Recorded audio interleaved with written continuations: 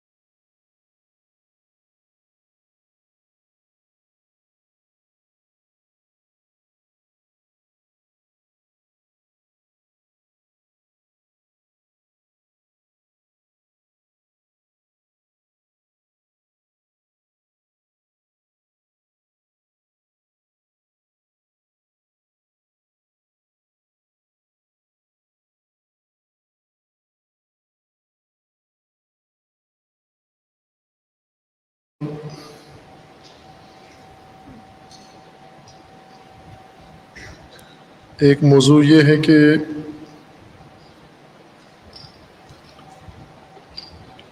ہمارے صدر مملکت صاحب تشریف لے گئے تھے ترکی کے دورے پر، اور وہاں پر انہوں نے خصوصیت کے ساتھ جو یہاں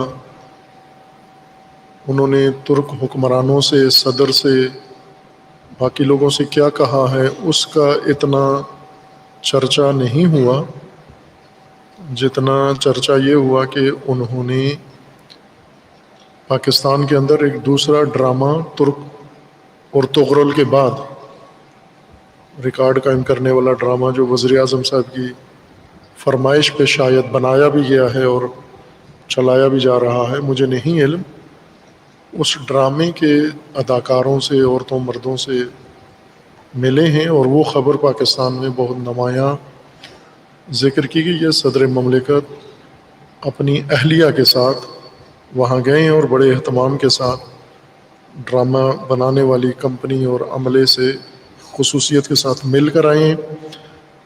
خبروں کو جس طرح کی کوریج دی گئی ہے اس میں یہ لگتا تھا کہ گویا گئے ہی اسی مقصد کے لیے ہیں، ڈرامے کے اداکاروں سے ملنے کے لیے اور ان کا شکریہ ادا کرنے کے لیے، اور انہیں پاکستان میں ترکی ڈراموں کی مقبولیت بتانے کے لیے، جبکہ ان ڈراموں کے بارے میں خود ترکی سے یہ خبر ہے کہ وہاں ان کی مقبولیت جو پاکستان میں ہے وہ نہیں ہے، بلکہ ترکوں کے اندر اور بہت سارے فلمی ڈرامے جو مقبول ہیں ان کی نسبت بھی ان ڈراموں کی اہمیت کم ہے۔ یہ ڈرامے اسپیشل بنائے گئے ہیں اور بنا کر باقی دنیا میں پھیلائے گئے ہیں، اور ان ڈراموں کا پاکستان پر بہت اثر پڑا ہے۔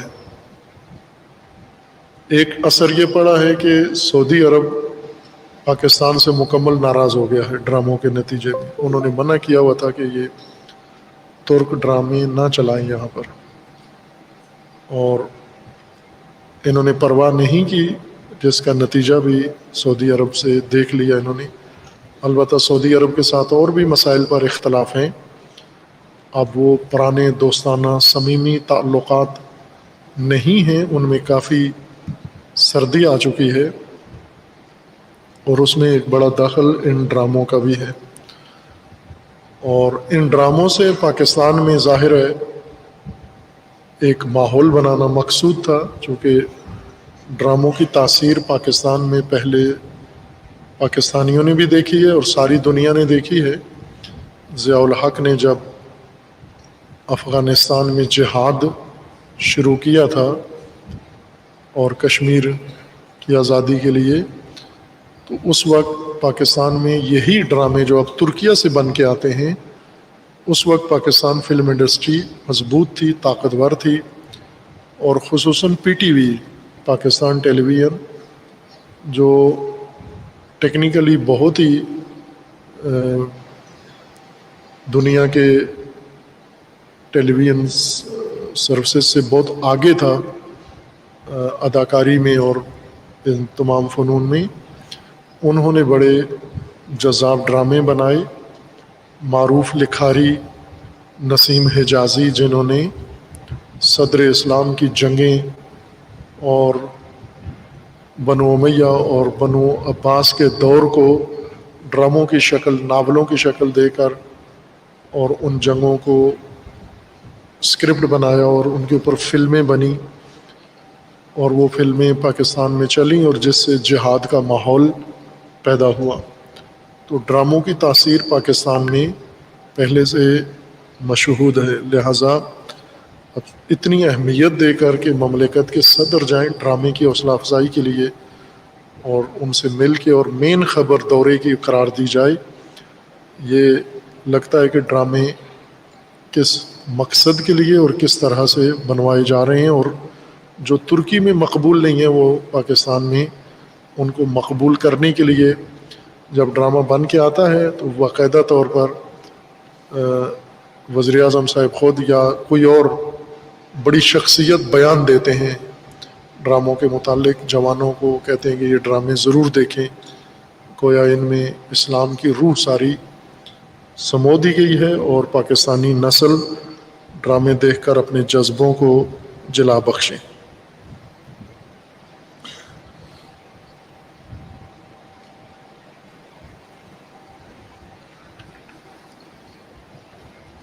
ایک اور جو پاکستان میں بہت ہی عمدہ وزیر اعظم صاحب کا بیان آیا ہے، جو تاریخی نوعیت کا ہے اور بے مثال انہوں نے بیان دیا ہے۔ پہلے اردو کے متعلق یہ بیان انہوں نے دیا تھا، اب جیسی آواز ہے ایسا مجھے لگتا نہیں ہے میں زیادہ بول پاؤں گا، بہت مجھے خود اذیت کر رہی ہے یہ ساؤنڈ، سر دکھنا شروع ہو گیا اس کیفیت سے۔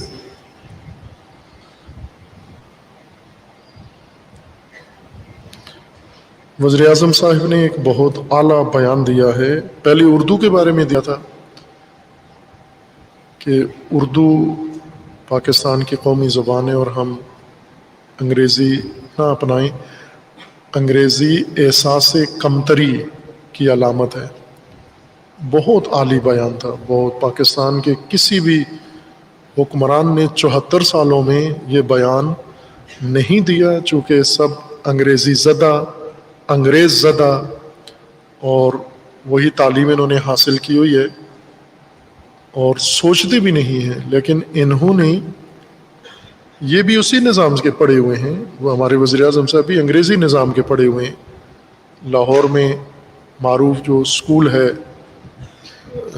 نوابزادوں اور سردارزادوں کے لیے اور پاکستان کے حکمرانوں کے لیے، بیوروکریسی کے لیے جو نفری تیار کرتا ہے، ایچیسن جو لاہور میں بڑا انگریزوں کا بنایا ہوا پرانا اسکول ہے، اور ابھی تک اس کا ہیڈ جو ہوتا ہے انگریز ہی ہوتا ہے، انگریزی اسکول ہے، اور سارا اس کا نظام امیر گھرانے، سردار، نواب، بیوروکریٹس، ان کے بچوں کو یہ پڑھاتے ہیں اور پاکستان پر حکمرانی کے لیے 2 کاموں کے لیے تیار کرتے ہیں۔ ایک، انگریزوں کی غلامی کے لیے آداب غلامی ان کو سکھاتے ہیں، اور دوسرا، اپنی قوم پر آداب حکمرانی ان کو سکھاتے ہیں کہ انہوں نے ان کی غلامی کیسے کرنی ہے، ان کی اوپر حکمرانی کیسے کرنی ہے۔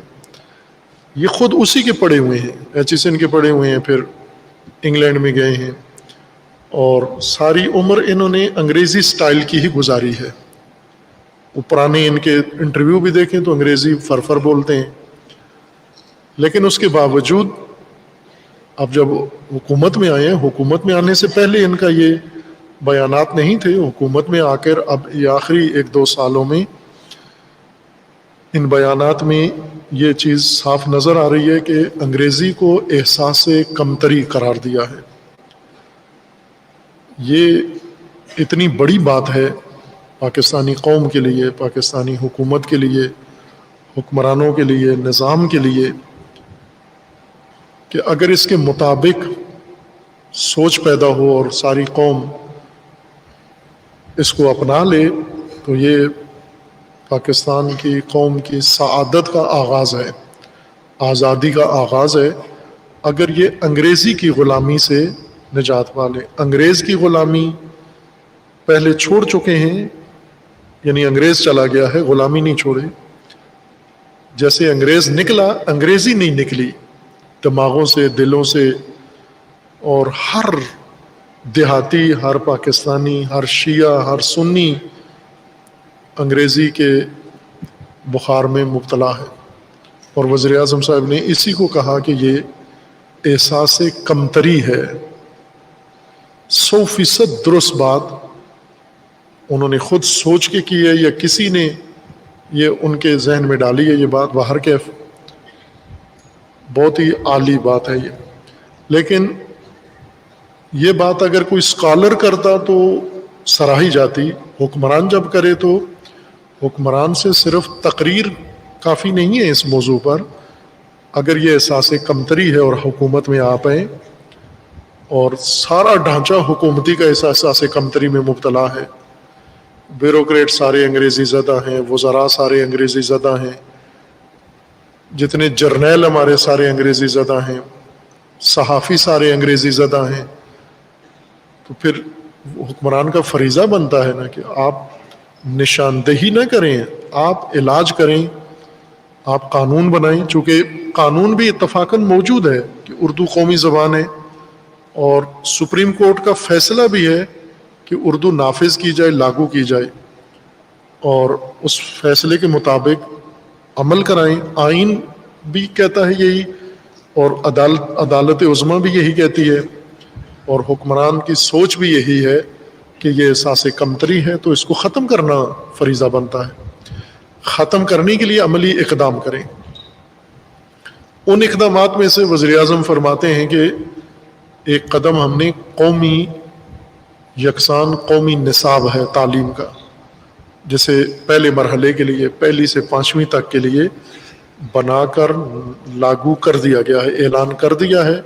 ظاہراً 17 اگست کو وزیر اعظم صاحب نے اسے باقاعدہ رسماً لازم العمل و نافذ قرار دیا ہے، لیکن ہوا نہیں نافذ، اس کی اپنی پیچیدگیاں ہیں۔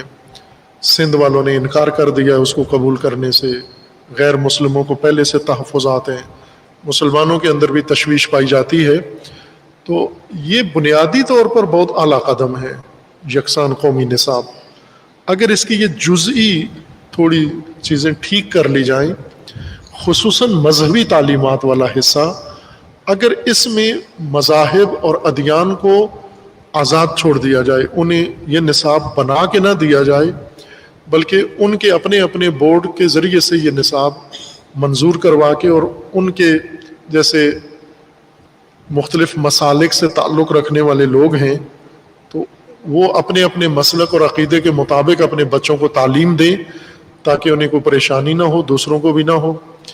ایک مسلک کا اعتقاد نصاب بنا کر سب کے لیے لازمی قرار دینا، یہ اس منصوبے کو ناکام کر دے گا، جو بہت اعلیٰ ہے۔ پاکستان میں پہلی دفعہ یہ قدم اٹھایا جا رہا ہے، یکساں قومی نصاب، اور وزیر اعظم کا جو حالیہ بیان ہے وہ یہ کہ یہ تبدیلی کی بنیاد بنے گا، بن سکتا ہے اگر اس کی یہ اصلاحات کر لی جائیں۔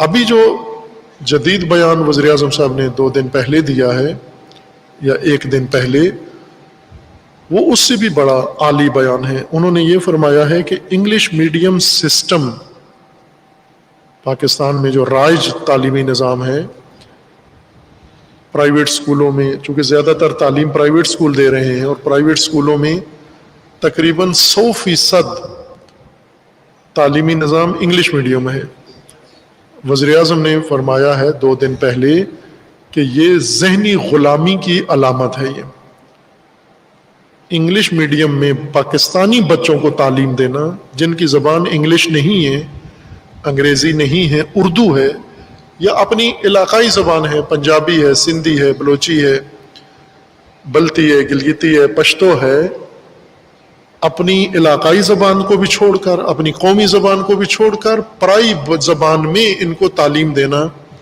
یہ ذہنی غلامی کی علامت ہے. اور یہ وزیر اعظم نے یہ بھی فرمایا ہے کہ یہی انگلش تعلیم ہماری قومی تنزلی پسماندگی اور عقب ماندگی کی بنیادی وجہ ہے. یہ بات ایک حکمران سے پاکستان میں کوئی توقع نہیں کر سکتا تھا، لیکن انہوں نے یہ بات کی ہے.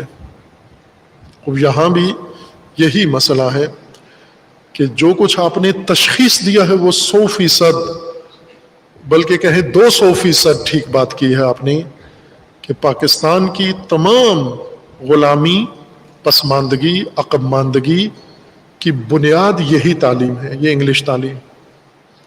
پہلے علماء اس پہ بات کرتے تھے، تعلیمی ماہرین اس پہ بات کرتے تھے، محب وطن لوگ بات کرتے تھے، اردو کے خیرخواہ بات کرتے تھے، صرف باتیں کرتے تھے اور باتوں سے آگے کوئی چیز جاتی نہیں تھی. لیکن حکمران قطعاً اس پہ بات تک نہیں کرتے تھے، سوچتے بھی نہیں تھے. ان کی یہ سوچ بھی نہیں تھی چونکہ وہ خود غلام تھے. حکمران خود غلاموں کا سرغنہ تھے، غلاموں کے سردار تھے اور قوم کو غلامی میں جکڑنے والے حکمران ہوتے تھے. لہٰذا اس نظام کے بارے میں کبھی نہ سوچتے تھے نہ بات کرتے تھے. یہ پہلے حکمران ہیں جنہوں نے اس طرح کھل کے واضح طور پر یہ کہا ہے کہ یہ ذہنی غلامی ہے اور ملک کی پسماندگی اور ملک کی جو محرومیت ہے اس کا سب سے بڑا سبب انگلش میڈیم تعلیم ہے. 180 درجے کا فرق ہے بیوروکریسی، اسٹیبلشمنٹ اور پاکستان کے غلام طبقے کے ذہنیت کے برعکس. پاکستان میں عورتیں، مرد احساس کمتری میں شکار ہیں اور غلامانہ ذہنیت رکھتے ہیں اور بہت گھٹیا اور پست ذہنیت ہے کہ انگلش پڑھ کے ہم کچھ کہلائیں گے، کچھ بنیں گے، کچھ ہماری ویلیو بنے گی، سٹیٹس بنے گا. یہ بہت گھٹیا سوچ ہے، اتنی منفور قابل نفرت سوچ ہے یہ، لیکن ہمارے اندر رچ بس گئی ہے، گڑ گئی ہے. اور وزیر اعظم صاحب نے قومی یکساں قومی نصاب کو اس کی بنیاد قرار دیا ہے. یہ ہو سکتا ہے،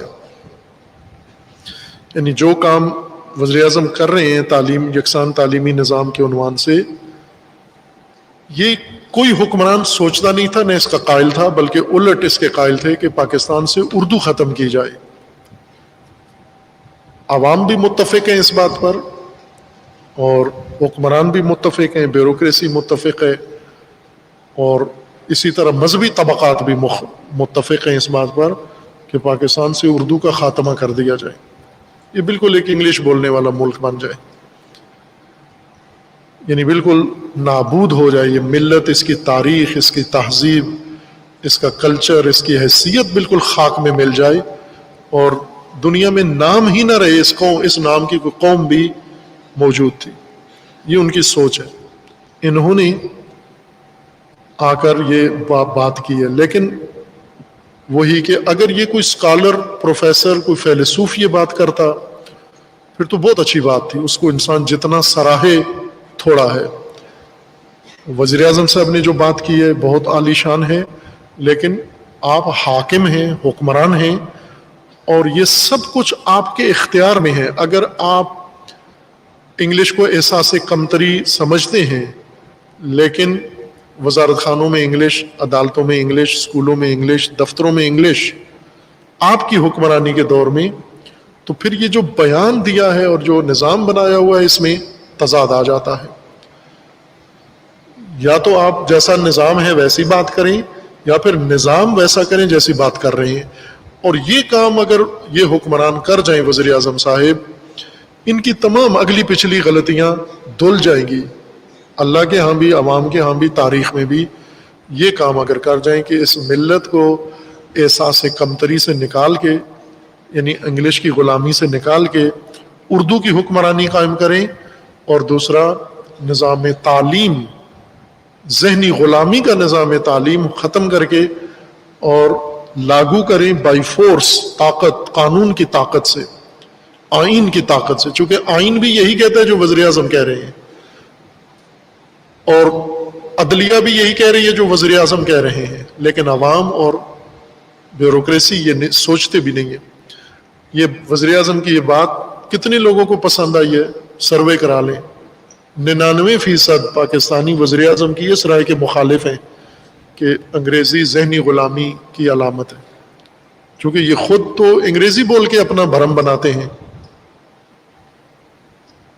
لیکن اگر یہ وزیر اعظم سمجھے کہ عوام ان کی مقبولیت کی وجہ سے ان کی بات سن کے خود ہی احساس کمتری سے نکل آئیں گے اور ذہنی غلامی چھوڑ دیں گے، یہ نہیں ہوگا، بلکہ آپ کو طاقت کے ذریعے حکمرانی، چونکہ ابھی بھی یہ حکومت جو کام کر رہی ہے طاقت کے ذریعے کر رہی ہے۔ سارے بل اپوزیشن شور مچاتی رہتی ہے، بلکہ انہوں نے اسمبلیوں میں وہ کام کروائے ہیں جس میں اسمبلی کی بالکل ان کو تائید اور اکثریت حاصل نہیں تھی، اور اکثریت سے انہوں نے وہ بل منظور کروائے ہیں، وہ سینیٹر بنوائے ہیں، وہ چیئرمین بنوائے ہیں، ہر کام انہوں نے طاقت کے ذریعے سے کیا ہے۔ وزیر اعظم صاحب نے خود بھی کہا ہے کہ ملک میں قانون کی نہیں طاقت کی حکمرانی ہے، تو پھر طاقت کا ایک استعمال یہ کریں کہ صحیح ہے، اور وہ یہ کہ قوم کو احساس کمتری سے نکالیں اور قوم کو غلامی سے نکالیں، یعنی جرم قرار دیں۔ دفتروں میں انگلش جرم ہو جائے، اداروں کے اندر انگریزی جرم قرار دیں، سزا قرار دیں، نوکری سے نکال دیں اس افسر کو جو قومی زبان میں دفتری امور انجام نہیں دیتا۔ اسی طرح تعلیمی اداروں میں جو غلام بنا رہے ہیں ان کی کیا سزا ہے؟ اگر وزیر اعظم صاحب فرماتے ہیں کہ انگلش میڈیم تعلیم ذہنی غلامی ہے، تو ذہنی غلامی تھوڑا چھوٹا جرم ہے؟ کسی قوم کو غلام بنانا یہ چھوٹا جرم ہے؟ یہ تو سب سے بڑا جرم ہے۔ یہ جن جرائم کا آج کل میڈیا میں چرچا ہے، عورتوں کے ساتھ زیادتی ہوتی ہے، بچوں کے ساتھ زیادتی ہوتی ہے، قتل ہوتے ہیں، یہ ان سب سے بڑا جرم ہے۔ قتل سے بھی بڑا جرم ہے، ریپ سے بھی بڑا جرم قوم کی موجودہ نسل کو غلام بنانا ہے۔ پچھلی تو غلام تھے، چلے گئے، اب اگلی نسل کو اور موجودہ کو۔ تو یہ جرم کیوں کرنے دیتے ہیں؟ اس جرم کو روکیں،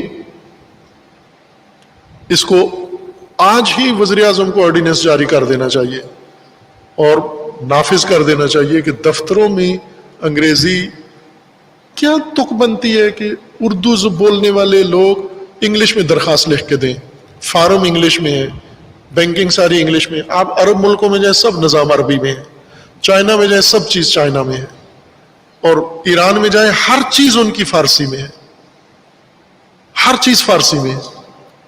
ہر ملک اس طرح سے ہے سوائے دو ملکوں کے، انڈیا اور پاکستان، اور دونوں غلام ہیں اور دونوں اس غلامی پہ فخر کرتے ہیں۔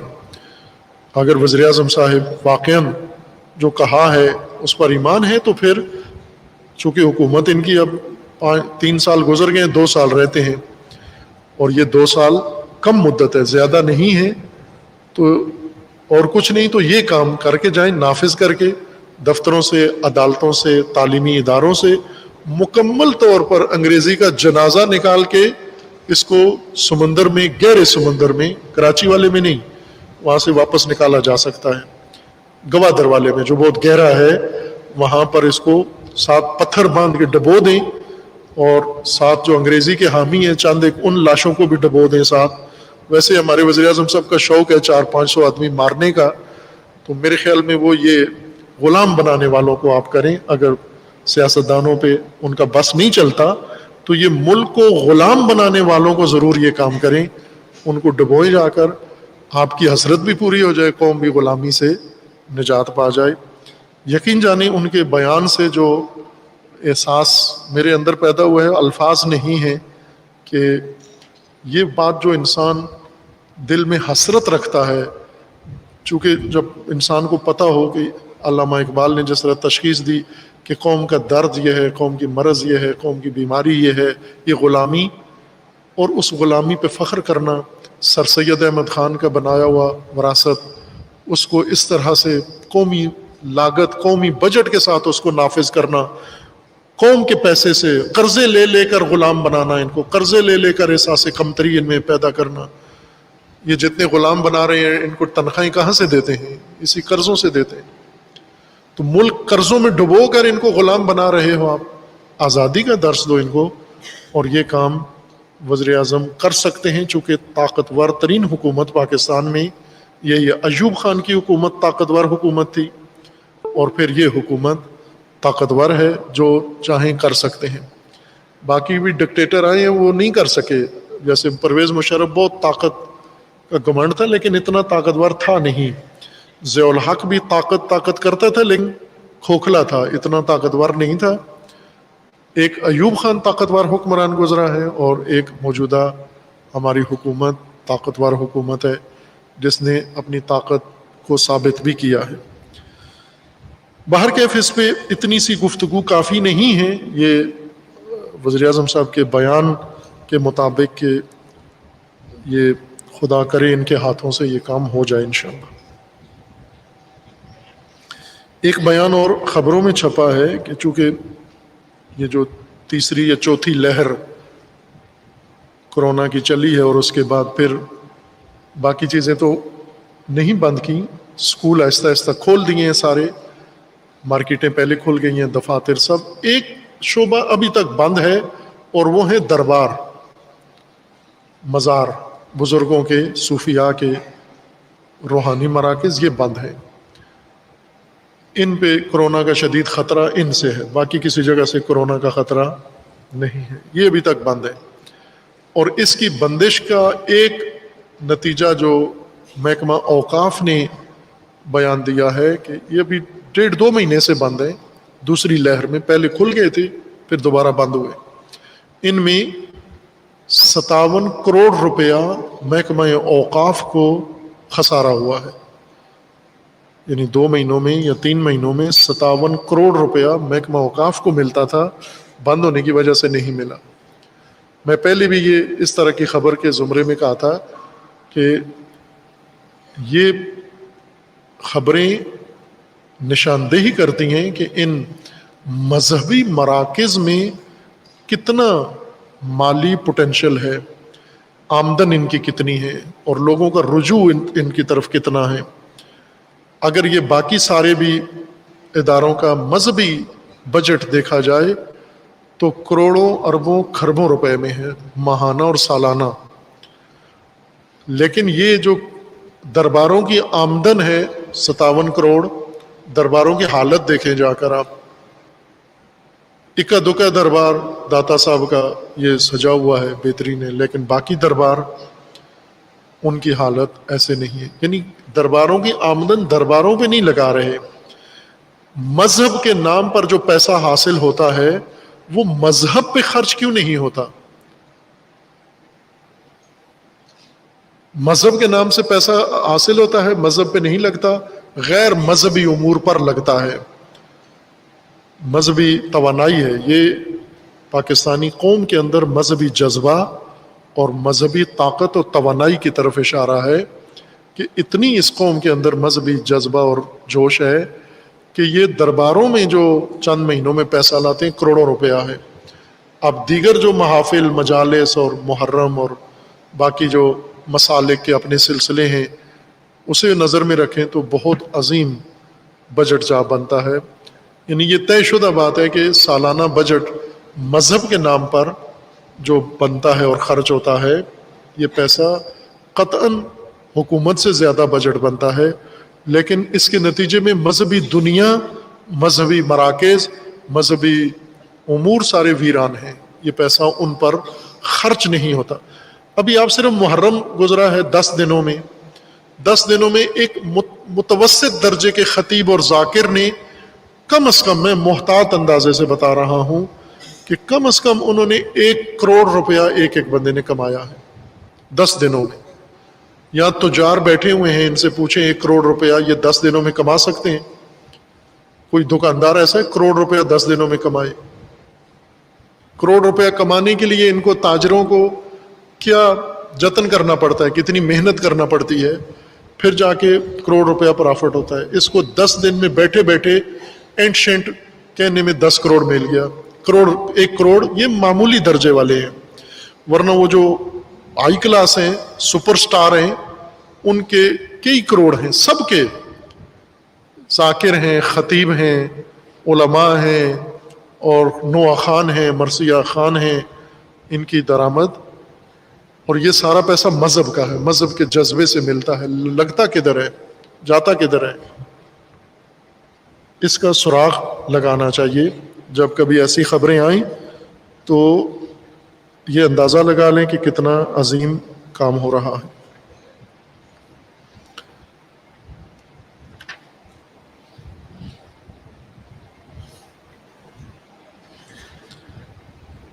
ہندوستان میں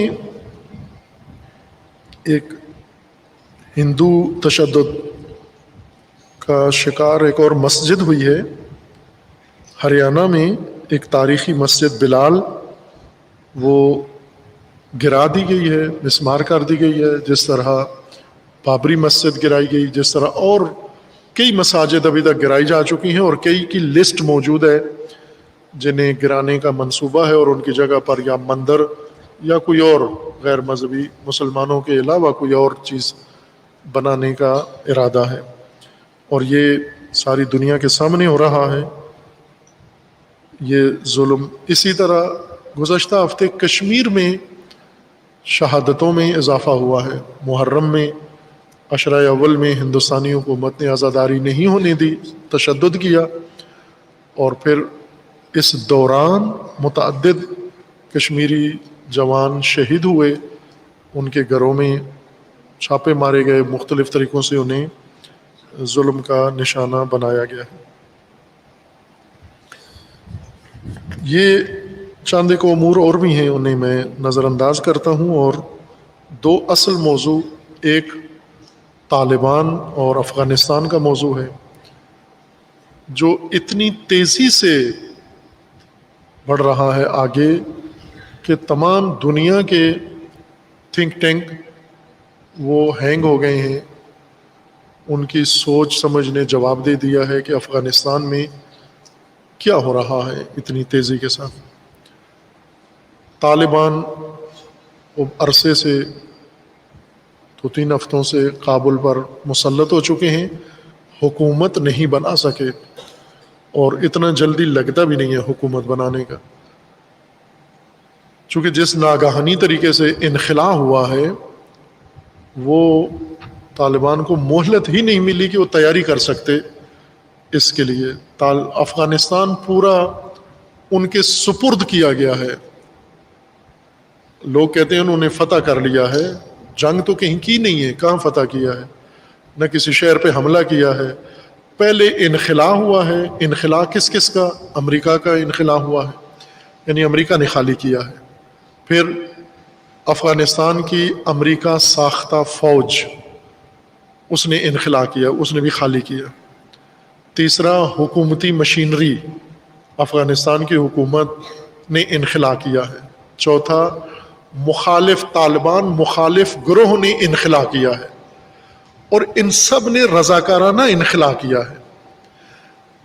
یہ کہا جاتا ہے کہ صرف اشرف غنی، افغانستان کا صدر، کابل سے انخلا، کابل کو خالی کرنے کے اس نے 56 کروڑ روپے، ڈالر، روپے نہیں، 56 کروڑ ڈالر لے کر گیا ہے، ساتھ کابل سے نکلنے کا معاوضہ، کمیشن۔ کابل میں کوئی جنگ نہیں ہوئی، کوئی گولی نہیں چلی، ایک بندہ اتنے لے کر بھاگا ہے، کابل خالی کیا ہے۔ اب آپ آگے دیکھ لیں کہ باقیوں نے کابل خالی کرنے کا کیا کیا لیا، کتنے آرام سے شریف بچوں کی طرح PIA کی پرواز میں بیٹھ کر یہ پاکستان کو گالیاں دینے والے، مفت میں ٹکٹ بھی نہیں لیا، کرایہ بھی پاکستان نے ان سے نہیں لیا، مفت میں کابل سے اٹھا کے انہیں اسلام آباد پہنچا دیا۔ اور اسی طرح باقیوں کو بھی انخلا، نکلو افغانستان خالی کرو۔ کیوں خالی کریں؟ افغانستان افغانیوں کا ہے، اپنے ملک میں ان کو رہنا چاہیے، خالی کیوں کریں؟ یہ انخلا وسیع سطح پر کرایا گیا، اور انخلا کے بعد جس قوت نے آنا ہے اس کو اتنا بھی ٹائم نہیں دیا کہ آپ تیاری کر لیں. جیسے آپ کہتے ہیں ہمارے لیے یہ گھر خالی کریں، بعض اوقات جنہوں نے آنا ہے وہ روک لیتے ہیں کہ ہماری تیاری نہیں ہے، گھر میں ہم آئیں گے، کارپیٹ نہیں ہے، چارپائی نہیں ہے، فرنیچر نہیں ہے، برتن نہیں ہے، ابھی ہم نہیں آتے اس خالی گھر میں، تو کچھ تیاری کر کے آئیں. طالبان کی تیاری ہی نہیں تھی. ابھی یہ جو کچھ وقت گزر رہا ہے اس میں صاف پتہ چل رہا ہے کہ ان کی بالکل تیاری نہیں تھی، لیکن خالی کر کے اور ان کے حوالے کر دیا گیا ہے. تازہ ترین یہ ہوا ہے کہ کل رات افغانستان کے ایئرپورٹ پر جو امریکہ اور نیٹو کے قبضے میں ہے، ابھی تک پورا افغانستان طالبان کے پاس ہے سوائے کابل ایئرپورٹ کے. ایئرپورٹ پہ امریکہ کا قبضہ ہے اور غیر ملکی افواج کا، اور وہ دڑ دڑ طیارے لا کے اپنے شہریوں کو، فوجوں کو بھی لے کے جا رہے ہیں، افغانیوں کو بھی لے کے جا رہے ہیں. روزانہ ہزاروں افغانی اور ہزاروں غیر افغانی، غیر ملکی منتقل ہو رہے ہیں. کل رات کابل میں دھماکہ ہوا، 2 حملے ہوئے، جس کو بعد میں تصدیق ہوگی کہ خود کش حملے تھے یہ دونوں. اور اس میں ابھی تک کی رپورٹ کے مطابق میں جو آیا خطبہ سے پہلے چیک کر کے آیا، 13 امریکی فوجی مارے گئے ہیں، 30 طالبان جنگجو مارے گئے ہیں، اور باقی عوام دوسرے لوگ جو ایئرپورٹ پہ اکٹھے تھے یہ مارے گئے ہیں. اور ابھی ان کی تعداد بڑھ گئی ہے، بلکہ ایک خبر میں یہ تھا کہ آج دن کو بھی، جمعے کے دن بھی ایئرپورٹ کے ارد گرد کہیں دھماکہ ہوا ہے، جس کی ابھی مجھے تفصیل نہیں معلوم اس میں کیا ہوا. اور اس حملے کی ذمہ داری داعش نے قبول کی ہے کہ یہ ہم نے کیا ہے. طالبان کا بھی نقصان ہوا ہے، امریکہ کا بھی ہوا ہے، عوام کا بھی ہوا ہے. اور اس وقت کابل میں ایک بگدڑ مچی ہوئی ہے. امریکی صدر نے بیان دیا ہے کہ ہم ان حملوں سے گھبراتے نہیں ہیں، ہم انخلا جاری رکھیں گے، انخلا پہ کوئی اثر نہیں پڑے گا. اور طالبان نے بھی کہا ہے کہ اس حملے کے جو عوامل ہیں ان کو ڈھونڈا جائے گا. جب وہ خود کہہ رہے ہیں ہم نے کیا ہے، داعش، اس کا نام افغانستان میں داخ ہے. داعش کا مطلب ہوتا ہے دولت اسلامیہ عراق و شام، اس کا مخفف داعش بنتا ہے. دولت اسلامیہ عراق و شام. ان کا منصوبہ یہ تھا کہ عراق اور شام دونوں کو ملا کر ایک ملک بنائیں گے، تکفیری ملک، اور اس میں یہ دہشت گرد ساری دنیا کے جمع ہوں گے، اور یہ اسرائیل کو تحفظ دینے کے لیے ایک ڈھال آگے بنے گی، اور پھر ان کے ذریعے سے باقی ممالک کے اوپر کارروائی کی جائے گی. وہ ناکام ہو گیا. انہوں نے مکر کیا، اللہ نے ایسا مکر کیا کہ یہ رسوا ہوئے، بے عزت ہوئے، ختم ہوئے. بہت تاریخی سبکی ہوئی ان کی عراق اور شام کے اندر. عراق اور شام سے انہوں نے یہ ساری نسل منتقل کی افغانستان میں. آپ کو یاد ہوگا پہلے کے خطبات میں کئی دفعہ اشارہ کیا ہے کہ یہ کام ہو رہا ہے، اور ترکی بھی اسی لیے دلچسپی رکھتا ہے کابل ایئرپورٹ کی مدیریت سنبھالنے کے لیے کہ داعش کا اصل ٹھکانہ چھونی ترکی رہا ہے. داعش یہ مشترکہ پروڈکٹ ہے امریکہ، یورپ، سعودی عرب، عرب امارات، قطر اور ترکی، ان چند ملکوں کا مشترکہ یہ محصول ہے، ان کی پروڈکشن ہے. یہ کئی چیزیں ہیں نا جو مشترکہ بنتی ہیں، جیسے آپ دیکھتے ہیں بعض چیزوں کے اوپر کہ یہ دولت مشترکہ کی بنی ہوئی چیزیں ہیں، کامن ویلتھ کی بنائی ہوئی چیز ہے. کامن ویلتھ یعنی برطانیہ اور اس کے غلام، برطانیہ کے 8-9 غلام ملک، برطانیہ، انڈیا، پاکستان ایک دو افریقی ملک، یہ آسٹریلیا اور یہ دولت مشترکہ کہلاتے ہیں. یہ جو کرکٹ کھیلتے ہیں، آسان پہچان کرکٹ ہے. برطانوی غلاموں کی علامت کرکٹ ہے. جو ملک کرکٹ کھیلتا ہے وہ برطانیہ کا غلام ہے. یہ گیم ہے ہی ان کا ہے. اس کو دولت مشترکہ کہتے ہیں. ان کی مشترکہ چیزیں بنتی ہیں. اسی طرح یہ بعض جہاز ہیں، جیسے ایئر بس ہے اور بوئنگ. ایئر بس یورپ کا مشترکہ ان کا اپنا کمپنی ہے جو جہاز بناتے ہیں. یا اسی طرح بعض جنگی جہاز مشترکہ چند ملک مل کے بناتے ہیں. یہ بڑے مہنگی چیزیں. داعش بھی ان چند ملکوں نے مل کے بنائی ہے. دولت عربوں نے لگائی ہے اور ٹیکنیکل کام یورپیوں نے اور امریکیوں نے کیا ہے اور جگہ ترکی نے دی ہے. اور ان سب کو، چونکہ ترکی کو بھی عراق اور شام میں سے اپنا حصہ چاہیے تھا اور عربوں کو بھی چاہیے تھا، امریکہ کو بھی چاہیے تھا، لہٰذا انہوں نے یہ خونخوار وحشی درندہ لشکر بنایا اور جو اللہ کے مکر کا شکار ہوا اور انہیں تاریخی سبکی ہوئی، ذلت نصیب ہوئی وہاں پر. انہوں نے باقی ماندہ باقیات کو افغانستان منتقل کیا. البتہ ترکی نے پہلے آذربائیجان ان کو منتقل کیا آرمینیا کی جنگ میں.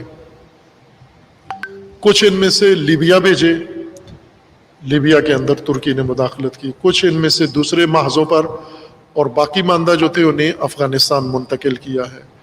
امریکہ نے بھی یہ کام کیا ہے. اب انخلاء ہوا ہے، فوراً خالی کیا افغانستان. افغانستان کی حکومت بھی نکلے خالی کرے، افغانستان کی جو فوج بنائی تھی وہ بھی نکلے، مخالف جماعتیں بھی نکلیں، امریکہ بھی نکلے، نیٹو بھی نکلے، سب نکلیں. اور اس خالی افغانستان میں طالبان، آپ جو کرنا چاہتے ہیں کرو. پہلے بھی کہا تھا کہ امریکہ شیطان ہے اور تجزیہ کرتے ہوئے اس کی شیطنت کو نظر انداز کر دیا جاتا ہے. امریکہ کو ایک عام ملک کے طور پر تجزیوں میں اور تبصروں میں نگاہ کیا جاتا ہے. یہ ایک عام ملک نہیں ہے، شیطان ہے، اور شیطنت اس کی اصل پالیسی ہے، اسٹریٹجی اس کی شیطنت ہے. تو وہ شیطنت اس کی شامل ہے اس کے اندر. لہٰذا انہوں نے پہلے یہاں ان کو پہنچایا، محفوظ ٹھکانے دیے ہیں، اور اب طالبان کو بہت بڑا چیلنج دے دیا ہے. یعنی طالبان جو مذاکرات کر کے یک طرفہ طور پر، امریکہ نے طالبان سے مذاکرات کیے، افغانستان حکومت کو بیچ میں شامل نہیں کیا. اب کتنی عجیب بات ہے، افغانستان کے کسی گروپ کو، دھڑے کو مذاکرات میں نہیں بٹھایا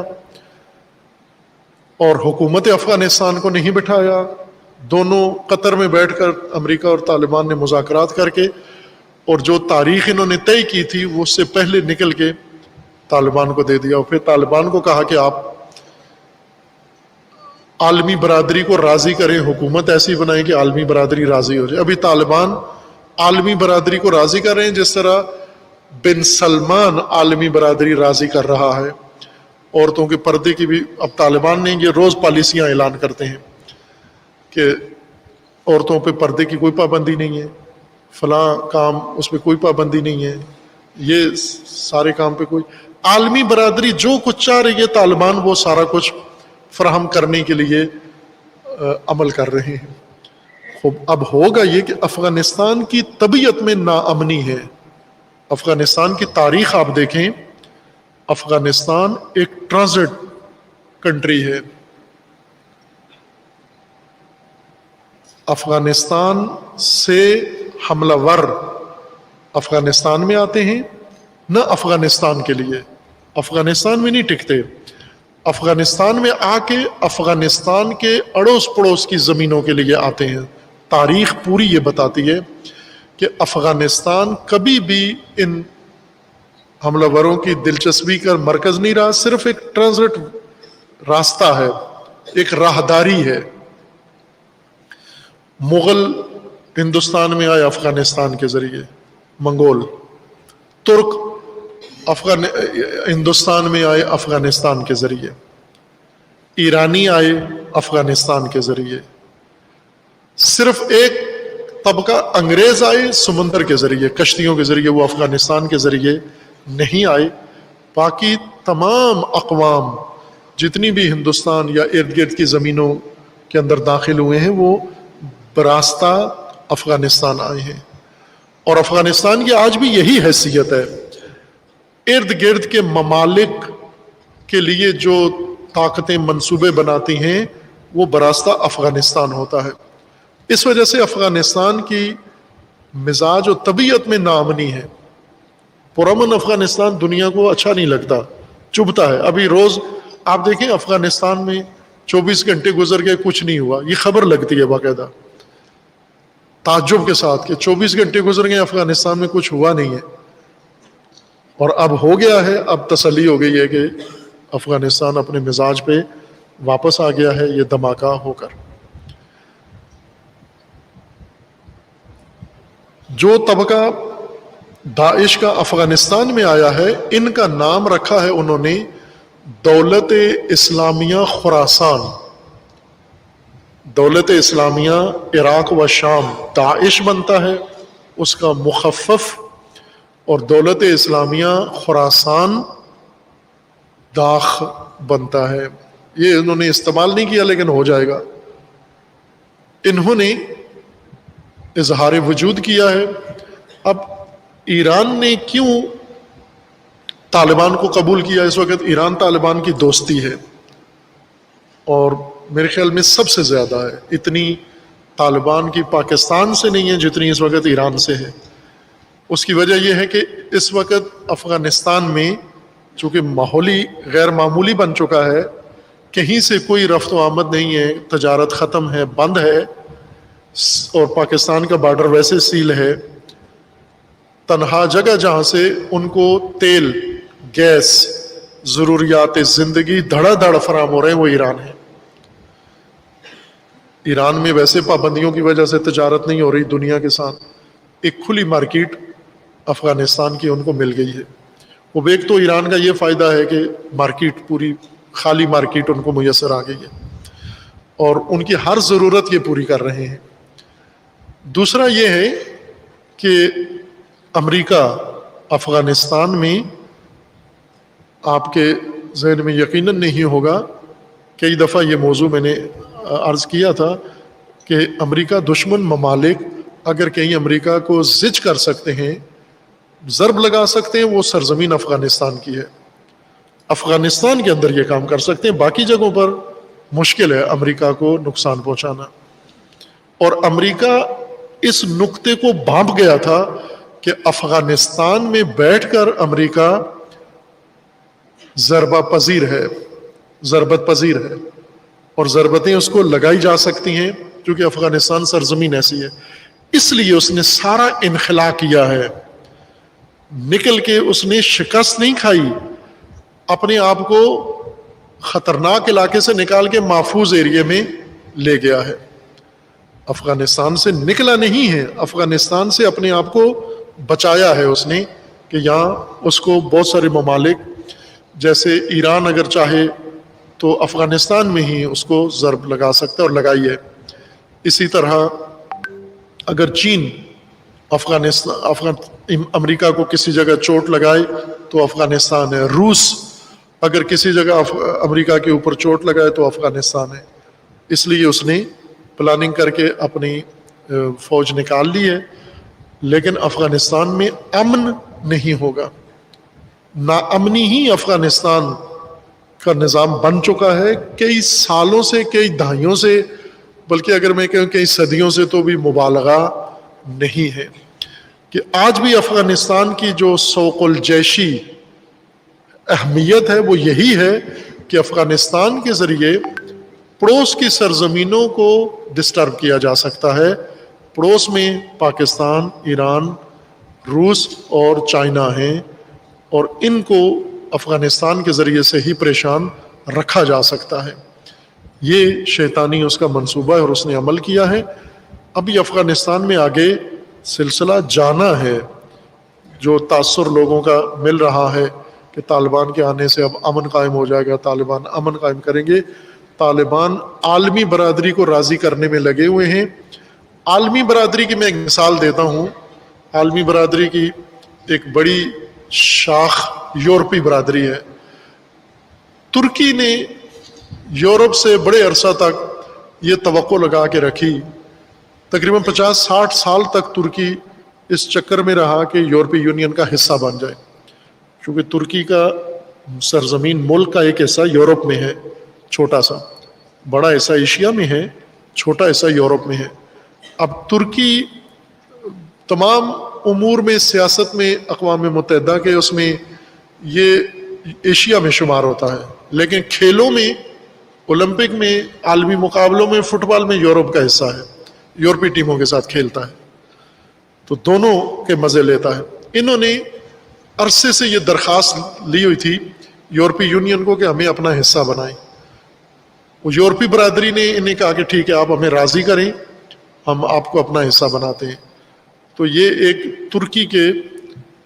ترکی سے لوٹے ہوئے ایک پروفیسر صاحب کی داستان ہے، جو انہوں نے فرمایا کہ مجھے ایک ترک حکومتی اہلکار نے یہ بات بتائی ہے. انہوں نے کہا کہ جب ہم نے درخواست دی تو انہوں نے کہا کہ عورتوں کے حقوق آپ کے ملک میں یورپ والے نہیں ہیں. تو ہم نے کہا ٹھیک ہے، آپ بتائیے، ہم عورتوں کو ویسے کر دیتے ہیں. انہوں نے کہا کہ آپ کی عورتیں مکنا پہنتی ہیں، اسکارف پہنتی ہیں، یورپی عورتیں اسکارف نہیں پہنتی. تو انہوں نے کہا یہ کیا مسئلہ ہے، یہ تو ہم آج اتروا دیتے ہیں. لہٰذا قانون بنا اور انہوں نے حکم دے کر عورتوں کے پردے اتروا دیے، چادریں اور اسکارف اتروا دیے، ممنوع ہو گیا. آج تک ممنوع ہے. ابھی بھی اردوان کے زمانے میں بھی، ارطغرل ڈرامے کے زمانے میں بھی ترکی میں پردہ ابھی بھی ممنوع ہے. صرف چند شعبوں میں اجازت دی گئی ہے کہ یہاں عورتیں پردہ کر سکتی ہیں. سرکاری کسی دفتر میں پردہ نہیں کر سکتی. ترکی میں جرم ہے، سزا ہوگی ان کو. اسکولوں میں نہیں کر سکتی، باقی جگہوں پر پردہ نہیں کر سکتی. آپ ترکی کو نیٹ پر دیکھ لیں، آپ کو خود ہی منظر پتہ چل جائے گا ترکی کہاں پہنچا ہوا ہے. تو انہوں نے کہا آپ عورتوں کا پردہ اتاریں. انہوں نے کہا ٹھیک ہے، اتار دیتے ہیں. عالمی برادری راضی ہو، عورتیں ننگی کرنا کیا مسئلہ ہے. پردہ اتروا کے تصویریں لے کے ہم نے انہیں بتایا جی کہ اب ہماری عورتیں یورپی عورتوں کی طرح ہو گئی ہیں، بال کھلے ہیں، اب ہمیں اپنا ممبر بنا لیں. انہوں نے کہا کہ آپ کی عورتیں شلوار پہنتی ہیں، آپ دیکھو یورپی عورتوں کو، کسی کو نظر آتی ہے شلوار پہنے ہوئے؟ انہوں نے کہا ٹھیک ہے، کیا کریں، اسکرٹ پہناؤ ان کو. تو انہوں نے اسکرٹ لازمی قرار دی. ترکی عورتوں نے اسکرٹ پہننا شروع کر دی. پھر جب اسکرٹ عام ہو گئی، چند سال کے بعد تصویریں لے کے گئے، یہ دیکھو ہماری عورتیں سر بھی ننگے، ٹانگیں بھی ننگی، اب انہیں لے لو آپ. تو انہوں نے کہا کہ اسکرٹ کا سائز دیکھو، یورپی عورتوں کی اسکرٹ کا سائز دیکھو، اپنی عورتوں کے اسکرٹ کا سائز دیکھو کہاں ہے. تمہاری عورتوں کا اسکرٹ کا سائز تو پنڈلی سے بھی نیچے ہے، ہماری عورتوں کا دیکھو کدھر پہنچا ہوا ہے، تو تم تو ابھی بہت پیچھے ہو. تو انہوں نے کہا کہ وہ کام ہم نے کر دیا، جا کر اپنے ملک میں اسکرٹ کا سائز چھوٹا کر دیا. اور پھر درخواست لے کے گئے تو انہوں نے کہا کہ اب تو یورپی عورتیں تو اسکرٹ بھی نہیں پہنتی ہیں. یہ تو پرانی بات ہو گئی ہے، جب وہ پہنتی تھی، بے شک چھوٹی پہنتی تھی، لیکن اب تو وہ نہیں پہنتی ہیں، تو اب تو تم اب بھی پیچھے ہو. تو انہوں نے کہا کہ انہوں نے ہماری عورتیں ننگی کر دی ہیں کم بختوں نے، لیکن راضی نہیں ہوئے. بن سلمان ان کو راضی کرنے کے لیے سعودی عرب میں یہی کام کر رہا ہے، لیبرل بنا رہا ہے. امام کعبہ سے اس نے جوا خانہ بنوایا اور جوا کھلوایا. امام کعبہ کی تصویریں ہیں، جدہ میں جوا کا وہ مرکز بنا کر اس نے امام کعبہ سے افتتاح کروایا اس کا. اور امام کعبہ نے تن پتیاں تاش کی کھیلی وہاں پر، اور پھر اس نے کہا کہ یہ بہت مزہ آتا ہے مجھے کھیلنے میں. وہ کالے رنگ کا ایک بڑی داڑھی والا متعصب قسم کا ناصبی تھا، وہ اس سے یہ کام کروایا ہے. اور پھر ایک ایک کر کے ابھی شروع ہو گیا ہے کہ پاکستان کے بعض مفتی صاحبان نے بھی اعتراض کیا ہے کہ یہ کیا، حرم کے اندر ننگی عورتیں، کعبہ میں تم نے پولیس کے بہانے ننگی عورتیں کعبہ میں داخل کر دی ہیں. طالبان کو یہ چیلنج درپیش ہے عالمی برادری راضی کرنا، اور طالبان نے یہ کام اگر کیا، عالمی برادری راضی کی. دوسری طرف سے افغانستان میں صرف طالبان نہیں ہیں، یہ بات دنیا باور کر لے کہ افغانستان میں فقط طالبان نہیں ہیں. اس وقت پاکستان میں طالبان ترجمان یہی احساس دلا رہے ہیں فقط طالبان، باقی سارے طالبان میں کنورٹ ہو گئے نہیں ہیں. افغانستان کا مزاج ناامنی کا ہے، اور ناامن کرنے والے بیرونی ممالک کا مفادات افغانستان میں ہے. اور وہ مفادات یہ ہے کہ افغانستان کی سرزمین میں اپنے مفادات کا محافظ گروہ بنا کر دوسری سرزمینوں کو پریشان کیا جائے، ڈسٹرب کیا جائے، اور یہ افغان اسی طرح استعمال ہوں گے جو زیادہ خطرے کی بات ہے. یہ ایک موضوع تھا، جاری ہے ابھی یہ سلسلہ، آگے دیکھتے جائیں حالات کیا بنتے ہیں. اب داعش نے اظہار وجود طالبان کی حکومت میں کر دیا ہے، اور اب دیکھیں یہ رخ کدھر مڑتا ہے.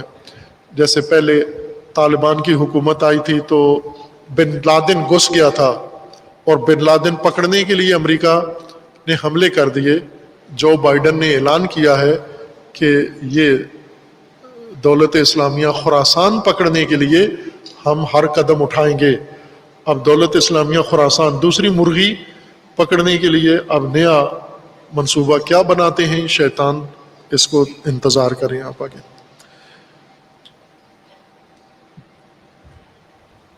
طالبان نے کھل کے اعلان کیا کہ ہم جمہوریت قائم نہیں کریں گے، اور پاکستان کے جمہوریت پسند طبقے طالبان کے بہت حامی ہیں، ہمدرد ہیں کہ جمہوریت کے بغیر وہاں پاکستان میں جمہوریت اور افغانستان میں خلافت.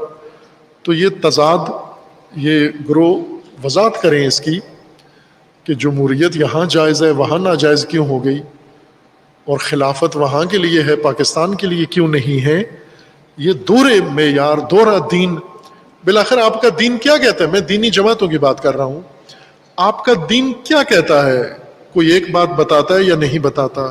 جمہوریت بتاتا ہے تو طالبان کو مجبور کرو جمہوریت قائم کریں. اگر خلافت ہے تو پھر طالبان کی خلافت، آپ پاکستان میں بھی پھر جمہوریت سے کیا لے رہے ہو؟ آپ وہی خلافت قائم کرو یہاں پر. تو اس کا مطلب ہے کہ ظاہر میں آپ کچھ ہیں، باطن میں کچھ اور ہیں، تقیہ کی حالت میں ہیں. ظاہراً آپ جمہوریت کے نعرے لگاتے ہیں، اندر سے آپ جمہوریت کے قائل نہیں ہیں، چونکہ جہاں غیر جمہوری نظام بنتا ہے وہاں پر آپ اس کے حامی ہو جاتے ہیں، سارے مل کے اس کے ساتھ دیتے ہیں. ایک اصل واقعہ جو آج کی گفتگو کا سوچا ہوا تھا کہ اصل موضوع ہوگا، پاکستان میں اس وقت ایک خبر میڈیا کی زینت بنی ہوئی ہے، اور پورا میڈیا، پوری قوم، حکمران، صحافی اور ہر طبقہ ملوث ہے، اس کے اندر روزانہ بیان بازی کر رہا ہے. وہ ہے مینار پاکستان حادثہ. 14 اگست یوم آزادی، مینار پاکستان میں ایک ٹک ٹاکر خاتون داخل ہوئی ہے آزادی کا مظاہرہ کرنے کے لیے. وہاں پر ظاہر ہے وہ آپ کہہ سکتے ہیں کہ پاکستان کا سب سے خوبصورت مرکز گراؤنڈ وہی ہے مینار پاکستان پہ، گریٹر اقبال پارک جس کو نام دیا گیا ہے. پہلے بھی اچھا تھا، صاف ستھرا سجا ہوا رہتا تھا، لیکن گزشتہ حکومت نے، شہباز شریف نے اسے بہت ہی سجا دیا ہے، اور اب لوگوں کی تفریح کے لیے ایک روز کی جگہ بن گئی ہے. وہاں جاتے ہیں، بیٹھتے ہیں، بھئی یک وقت ہزاروں لوگ بیٹھے ہوتے ہیں روزانہ ہی. اور یوم آزادی تو ویسے آزادی کا دن ہے، اور وہ میدان آزادی ہے، مینار آزادی وہاں ہے. لوری اکثر وہاں گرمیوں میں جیسے یا نہر پہ ہوتے ہیں یا مینار پاکستان پہ ہوتے ہیں. وہاں پر وہاں ایک خاتون گئی اور اس نے مجمع لگایا، تو مجمع تھوڑی دیر کے بعد جذبات میں ہو گیا، اور اس عورت کو انہوں نے چھونا شروع کیا، نوچنا شروع کیا، اس کے اپنے بقول بمبوڑنا شروع کیا، اور کیا کیا کیا. تو اس کے بعد پھر 400 افراد، اس عورت نے جیسے شکایت میں کہا 400 جوان وہاں جمع ہو کر انہوں نے عورت کو اذیت کی، اس کو نوچا، اس کے کپڑے پھاڑے، کیا کیا یہ. اور پھر اس کے بعد یہ ویڈیو بن کر وائرل ہو گئی سوشل میڈیا پر، اور اس کے بعد میڈیا نے اس کو اچھالا، اور حکمرانوں نے، وزیر اعظم نے نوٹس لیا، صدر مملکت نے لیا، عدلیہ نے لیا، پولیس نے نوٹس لیا، آئی جی نے نوٹس لیا، سوشل میڈیا سارا اس میں ملوث ہو گیا، اور ٹی وی چینلز اور اخباریں. ابھی 14 اگست کو، آج 27 اگست ہے، 14 اگست کو 2 ہفتے گزر چکے ہیں اور یہ مسئلہ اسی طرح ٹاپ پہ ہے اس وقت اخباروں کے اندر. ماجرا یہی ہوا ہے جو بیان کیا ہے. اب اس کو اتنی اہمیت دی گئی ہے، اتنا اس کے اوپر شور شرابہ ہوا ہے، اتنا آسمان سر پہ اٹھایا گیا ہے، چیخ و پکار ہر طرف آہ و ویلا مچا ہے. جبکہ انہی دنوں میں 14 اگست کو یہ واقعہ ہوا ہے. 17 اگست کو میرے خیال میں 17 اگست کا واقعہ ہے کہ وہاں ماں بیٹی دونوں حافظ قرآن وہ رکشے میں بیٹھی، رکشے والا ان کو لے کے چلا گیا، جا کر اپنے درندوں ساتھیوں کے ساتھ مل کر ان کے ساتھ زیادتی کی، ماں بیٹی دونوں کے ساتھ. یہ بھی اسی لاہور میں ہوا. اور روزانہ خبریں آپ پڑھیں، فلاں جگہ عورت کو برہنہ کر دیا ڈیرہ غازی خان میں یا مظفر گڑھ میں، فلاں جگہ عورت کے ساتھ یہ زیادتی ہوئی. یہ تو ایک عام روزمرہ ہو رہا ہے. ایک ہی دن یا 2 دن کے وقفے سے ایک بات ہوئی، اس کو اتنی اہمیت ملی کہ پورا میڈیا سب کچھ بھول کے یہ افغانستان کا موضوع بھی ثانوی حیثیت بن گیا. پہلے افغانستان چھایا ہوا تھا، مینار پاکستان کے بعد یہ خبر چھا گئی اور وہ موضوع ثانوی بن گیا.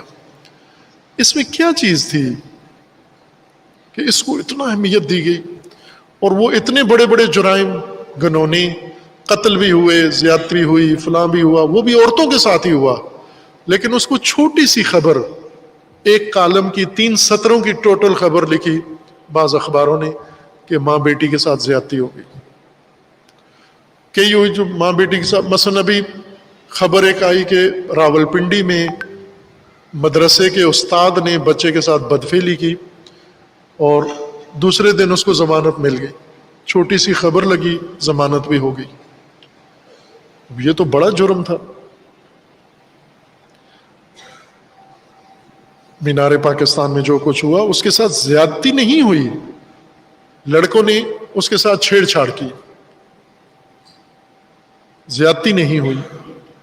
یہ خبر اتنی پھیلتی ہے، اتنا اس کو اہمیت دی جاتی ہے، حکومتی مشینری پوری اس میں لگ جاتی ہے، میڈیا سارا سب کچھ چھوڑ چھاڑ کے، ملکی سلامتی کو چھوڑ کے، افغانستان کے مسائل کو چھوڑ کے، مہنگائی کو چھوڑ کر، ہر چیز کو چھوڑ کر اس موضوع کے اوپر لگ جاتے ہیں. کیوں؟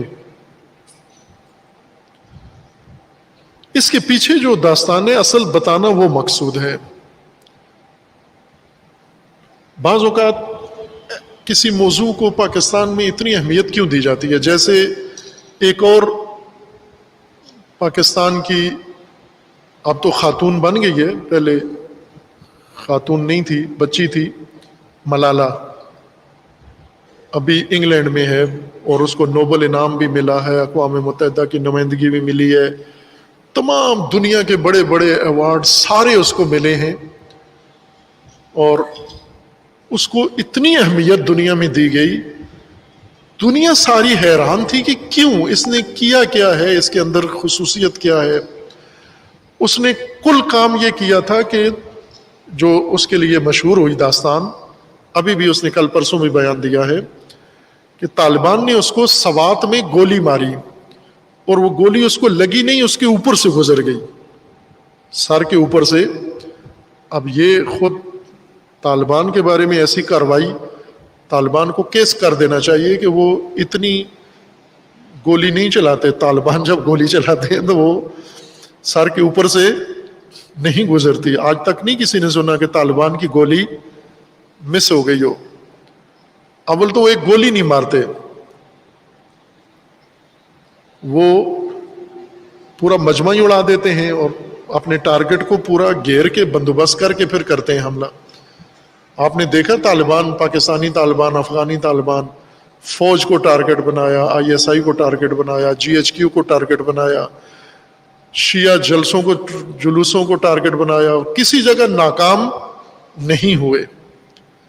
اور ایک چھوٹی بچی کو، اسکول کی بچی کو گولی مارنے میں اتنے اناڑی تھے، وہ گولی اوپر سے گزر گئی اور وہ گولی بچی کو فوراً شفٹ کیا گیا اور ایئرپورٹ پہ جہاز کے ذریعے انگلینڈ اس کا علاج شروع ہوا. 12 سال اس واقعے کو گزر گئے ہیں. ابھی کل اس نے بیان دیا ہے کہ اس گولی کا درد ابھی بھی ہے, اس کا علاج ابھی بھی ہو رہا ہے جو لگی نہیں. اب ظاہر سر میں لگتی تو نکل آتی یا کوئی علاج ہو جاتا, وہ ایسی جگہ جہاں لگی ہے جہاں سے درد ختم ہی نہیں ہو رہا. جسم میں تو نہیں لگی, وہ کہاں جا لگی ہے وہ گولی. پھر اس کے بعد اس کو اٹھایا گیا, اس عورت کو کیا کیا, اور ساری دنیا کو یہ کوئی نہیں بتا سکا تو اس نے کیا ہے. یہ دراصل ایک ماجرا ہے, آپ کی آگاہی کے لیے, لوگوں کی آگاہی کے لیے عرض کر رہا ہوں. پاکستان کے اندر, باقی ملکوں میں بھی ہے, ایران میں بھی ہے, افغانستان میں بھی ہے, اور انڈیا میں بھی ہے, سارے ملکوں میں یہ ماجرا ہے.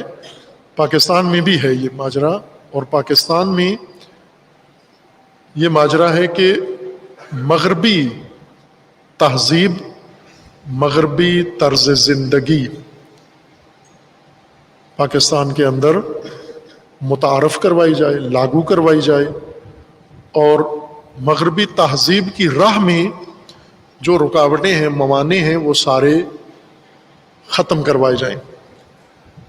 مغربی تہذیب کی راہ میں جو رکاوٹ ہے, ایک تو مشرقی تہذیب ہے, پاکستان کا اپنا کلچر, اور دوسرا مذہب ہے. یہ دو چیزیں بڑی رکاوٹ ہیں مغربی تہذیب کی راہ میں, کہ اگر حکومت, جیسے پاکستانی حکومت تو مغربی تہذیب کو نہیں روکتی, کوئی حساسیت بھی نہیں ہے مغربی تہذیب کے لیے, جو مرضی ہے کریں آپ, آزادی ہے, لیکن لوگ خود نہیں مانتے. مثلا عوام, یہ پنجابی گھرانے, لاہوری گھرانے, یہی مغربی تہذیب کو اس طرح سے نہیں اپنا رہے جس طرح اس تہذیب کے پھیلانے والوں کا ہدف ہے. کیوں نہیں پھیلاتے؟ دو وجہ سے. ایک, ان کی اپنی جو مقامی مشرقی تہذیب ہے جس میں ایک خاندانی نظام ہے, گھریلو نظام ہے. اس گھریلو نظام کے اندر خاندان ہیں, خاندان میں ماں باپ ہیں, دادا دادی ہیں, نانا نانی ہیں, رشتہ دار ہیں, چچا ماموں, خالہ پھوپھی, یہ ایک پورا مجموعہ خاندان کا یہ تہذیب میں, مشرقی تہذیب میں ہے. اور دین نے تہذیب سے بھی بڑھ کر اس خاندان کو ایک تقدس دے دیا ہے, اس کے حقوق رکھ دیے ہیں, اس کے فرائض اور ذمہ داریاں مقرر کر دی ہیں دین نے, اور پختہ کر دیا ہے خاندانی نظام کو. مغربی تہذیب میں خاندان کی کوئی گنجائش نہیں ہے کہ خاندان آپ تشکیل دیتے ہیں, فضول کام کرتے ہیں. خاندان مزاحم ہے, خاندان رکاوٹ ہے ترقی کی راہ میں, آزادی کی راہ میں. بلکہ یہی جو بی بی وہاں ہے ملالہ, اس نے ابھی یہ بیان دیا ہے, چند ہفتے پہلے اس نے یہ بیان دیا ہے کہ پاکستانی خواتین اپنے آپ کو رسوماتی اور روایتی اس سے باہر نکالی, جدید دنیا کی اس میں آئی. نکاح کرنا, یہ نکاح ایک اسارت ہے, قید ہے, جبر ہے. نکاح کی بندش کو ختم کریں آپ. نکاح کر کے عورت مجبور ہو جاتی ہے, پھنس جاتی ہے, ایک مرد کی ہو کے رہ جاتی ہے, اس مرد کی غلام بن جاتی ہے, اس مرد کی قیدی بن جاتی ہے, اس پورے خاندان کی قیدی بن جاتی ہے, اور عورت کے سارے حقوق ہی ختم ہو جاتے ہیں نکاح. لہٰذا اسی نے یہ بیان دیا ہے, اور اس کے بیان کو رد کرنے والی زیادہ, باقی تو خاموش رہے, مولوی بھی خاموش رہے, اسکالر بھی خاموش رہے, صحافی بھی خاموش رہے. اخباروں میں جو میں نے چند ایک بیانات دیکھے, اس بےہودہ بیان پر پاکستان سے جو ریئیکشن آیا وہ فلمی اداکار عورتوں کا آیا. لاہور کی ایکٹریس نے, اخباروں میں موجود ہیں ان کے بیانات, انہوں نے یہ بیان دیا کہ یہ بےہودہ بات کی ہے تو نے, غلط بات کی ہے تو نے, جرم کیا ہے تو نے یہ بات کر کہ نکاح کے ذریعے عورت قید ہو جاتی ہے. یہ فلمی ایکٹریس ظاہر ہے, مذہب کو تو ظاہر ہے انہوں نے پائمال کیا ہوا ہے. کچھ فلمی ایکٹریس ہیں وہ ربیع الاول میں مسلمان ہو جاتی ہیں, کچھ محرم میں مسلمان ہو جاتی ہیں, کچھ میلاد میں چلی جاتی ہیں, کچھ مجلس میں چلی جاتی ہیں, لیکن ہیں تو وہ دینی لحاظ سے تو کیا طبقہ ہے آپ جانتے ہیں. یعنی دینی حدود کو تو اپنی وہ اونچی ہیل والی جوتیوں کے نیچے پورا مسل دیتی ہیں یہ فلمی ایکٹریس. لیکن انہیں بھی پسند نہیں آئی یہ بات کہ نکاح کیوں انکار کر رہی ہو، کہ نکاح نہ کریں مسلمان عورتیں. یہ چند ہفتے پہلے کی میں حوالہ دے رہا ہوں. یہ پورا مکتب ہے، مذہب ہے پیچھے. اس مکتب کا نام ہے فیمنزم. فیمنزم کا مطلب یعنی زن سالاری، عورت کی سالاری، عورت کا اقتدار، عورت محوری. دو معنی کیے جاتے ہیں فیمنزم کے. ایک معنی یہی کیا جاتا ہے کہ عورت مرد کی اس اسارت سے، قید سے، مرد کے تعلقات سے، مرد کے ساتھ بندھن سے بالکل آزاد ہو جائے. جس طرح مرد مرد سے آزاد ہوتا ہے، عورت بھی مرد سے اسی طرح آزاد ہو.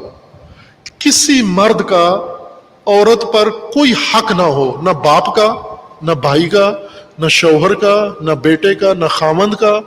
کسی کا کوئی حق عورت پر نہ ہو. یہ ان کا ایک کہ عورت خود سالار ہو، عورت خود اپنے سارے امور کی اختیار دار ہو. اس کا مرد سے کسی قسم کا کوئی تعلق نہیں ہونا چاہیے. بھلے عورت خود اگر مرد کے ساتھ کوئی چیز لین دین کرتی ہے تو وہ عورت آزادی سے کرے. لیکن یہ جو دین نے پابندیاں لگائی ہیں کہ یہ تیرا باپ ہے، یہ تیرا ولی ہے، اس کے پاس تیرا اختیار ہے، یہ جیسے کہتا ہے ایسے تو نہیں کرنا، یہ نہیں ہے. یہ عورت کے ساتھ ظلم ہے، زیادتی ہے. شوہر، نکاح خود غلط کام ہے. یہ فیمنزم کی بنیاد ہے کہ نکاح ہی بنیادی غلطی ہے جو عورت کو مشکل میں ڈال دیتا ہے. نکاح نہیں کرے عورت. ملالہ نے کیا نظریہ پیش کیا؟ وہی جو خود ادھر جس ملک میں رہ رہی ہے اس میں رائج ہے، وہ ہے فرینڈشپ. وہ یہ کہہ رہی ہے کہ عورت کو ہر روز اختیار ہونا چاہیے، نیا دوست بنائے، ہر روز جس کے ساتھ مرضی رہے، کسی نکاح کے بغیر، کسی ایگریمنٹ کے بغیر، صرف دوستی کی بنیاد پر. جب تک اس کو کوئی مرد پسند ہے اس کے ساتھ رہے. جب وہ ان میں آپس میں ان بن ہو جائے، یورپ میں ایسے ہی ہوتا ہے، تو دوستی ختم کر کے کسی اور مرد کے ساتھ جا کے زندگی گزارے. اور یہی حال آخر تک ہو. عورت بچپن سے لے کے بڑھاپے تک اس کا مرد سے بالکل کوئی تعلق اس طرح کا نہیں ہونا چاہیے جو تہذیب کے اندر ہے. چونکہ تہذیبوں میں جیسے پاکستان کے اندر سکھ ہیں تو ان کا بھی ایک خاندانی نظام ہے، پاکستان کے ہندو ہیں ان کا بھی ایک خاندانی نظام ہے، پاکستان میں اگر یہودی ہیں، عیسائی ہیں، ان کا خاندانی نظام ہے. یہی سارے رشتے جو مسلمانوں کے درمیان ہیں یہی ان کے درمیان بھی ہیں. باپ بھی ہے، بیٹا بھی ہے، بہو بھی ہے، پھوپھی، خالہ، اور سب کا تقدس اور احترام ہے. ہندو بھی اسی طرح احترام کرتا ہے، سکھ بھی، مسلمان بھی. یہ مشرقی تہذیب کا ایک حصہ ہے خاندان. فیمنزم میں عورت کو اس بندھن سے نکلنا ہے، آزاد ہونا ہے مکمل طور پر. یہ ان کا اصل شعار ہے. اور اس نظریے کو پاکستان میں نافذ کرنے کے لیے یہ اس قسم کے ایشو اٹھائے جاتے ہیں، جیسے مینار پاکستان یا ملالہ یا اس طرح کے واقعات اکا دکا کبھی کبھار ہوتے ہیں جن کو اتنا ابھارا جاتا ہے. اور اس سے زیادہ دردناک واقعات رونما ہوتے ہیں، انہیں بالکل دو سطریں بھی نہیں لکھتے. جیسے میں نے مثال دی، لاہور میں 2 واقعات ہوئے. ایک ظاہراً ٹھوکر نیاز بیگ کے قریب ہوا، وہاں ماں بیٹی آئیں، رکشے میں بیٹھی، ان کے ساتھ زیادتی ہوئی. 2 سطروں سے زیادہ کسی نے نہیں لکھا. اور ایک مینار پاکستان میں ہوا جسے اودم مچا کے آسمان سر پہ اٹھا لیا. فرق کیا ہے دونوں میں؟ ادھر تو زیادتی بھی ہوئی ہے، ادھر تو نعوذ باللہ ماں بیٹی دونوں کے ساتھ زنا ہوا ہے، بے حرمتی، اور دونوں حافظ قرآن بھی ہیں. وہاں عورت کے حق میں آواز نہیں اٹھائی گئی. یہاں کیا ہوا؟ اب توجہ کریں ہوا کیا. اس واقعے کے وائرل ہونے کے بعد حکومت نے ایکشن لیا. لاہور پولیس کے جتنے اعلی افسران تھے سب کو معطل کر دیا، کھڑے لائن لگا دیا. DIG operation, SSP, SP, DSP, SHO, तमाम पूरी लाइन को सजा के तौर पर मुअत्तल कर दिया। सजा इनको दी पुलिस अफसरों को। ये कौन से पुलिस अफसर हैं?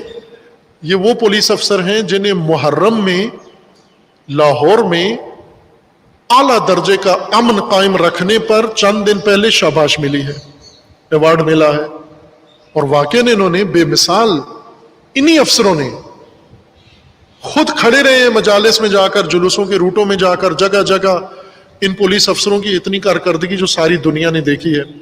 मीनार पाकिस्तान का इनको मुजरिम करार दिया गया कि आपकी गफलत से ये मीनार पाकिस्तान में वाक़या हुआ है। पुलिस आला अफसर सारे मुजरिम।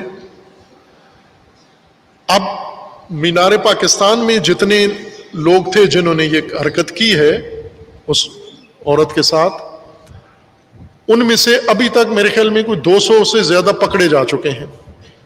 कैसे पकड़े हैं 200 से ज्यादा बंदे?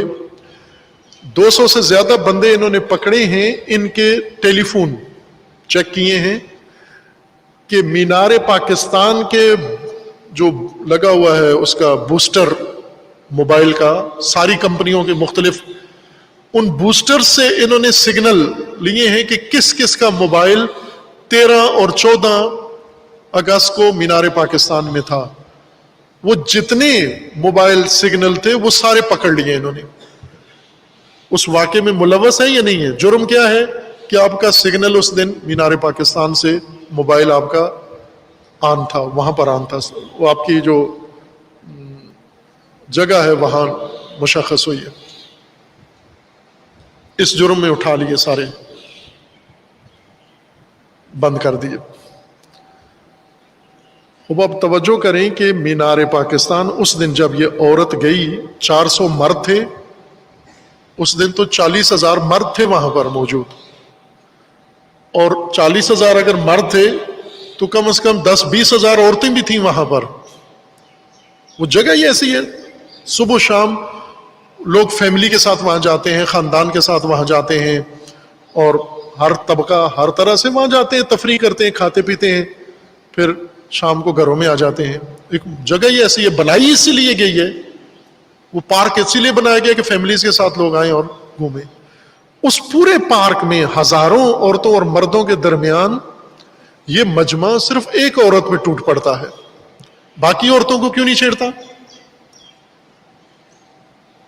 अगर ये मजमा सारा वहशी है, ये मजमा बेहिदायता है, बेतरबियता है सारा, ये मजमा दूसरी औरतों को क्यों नहीं टूट पड़ता?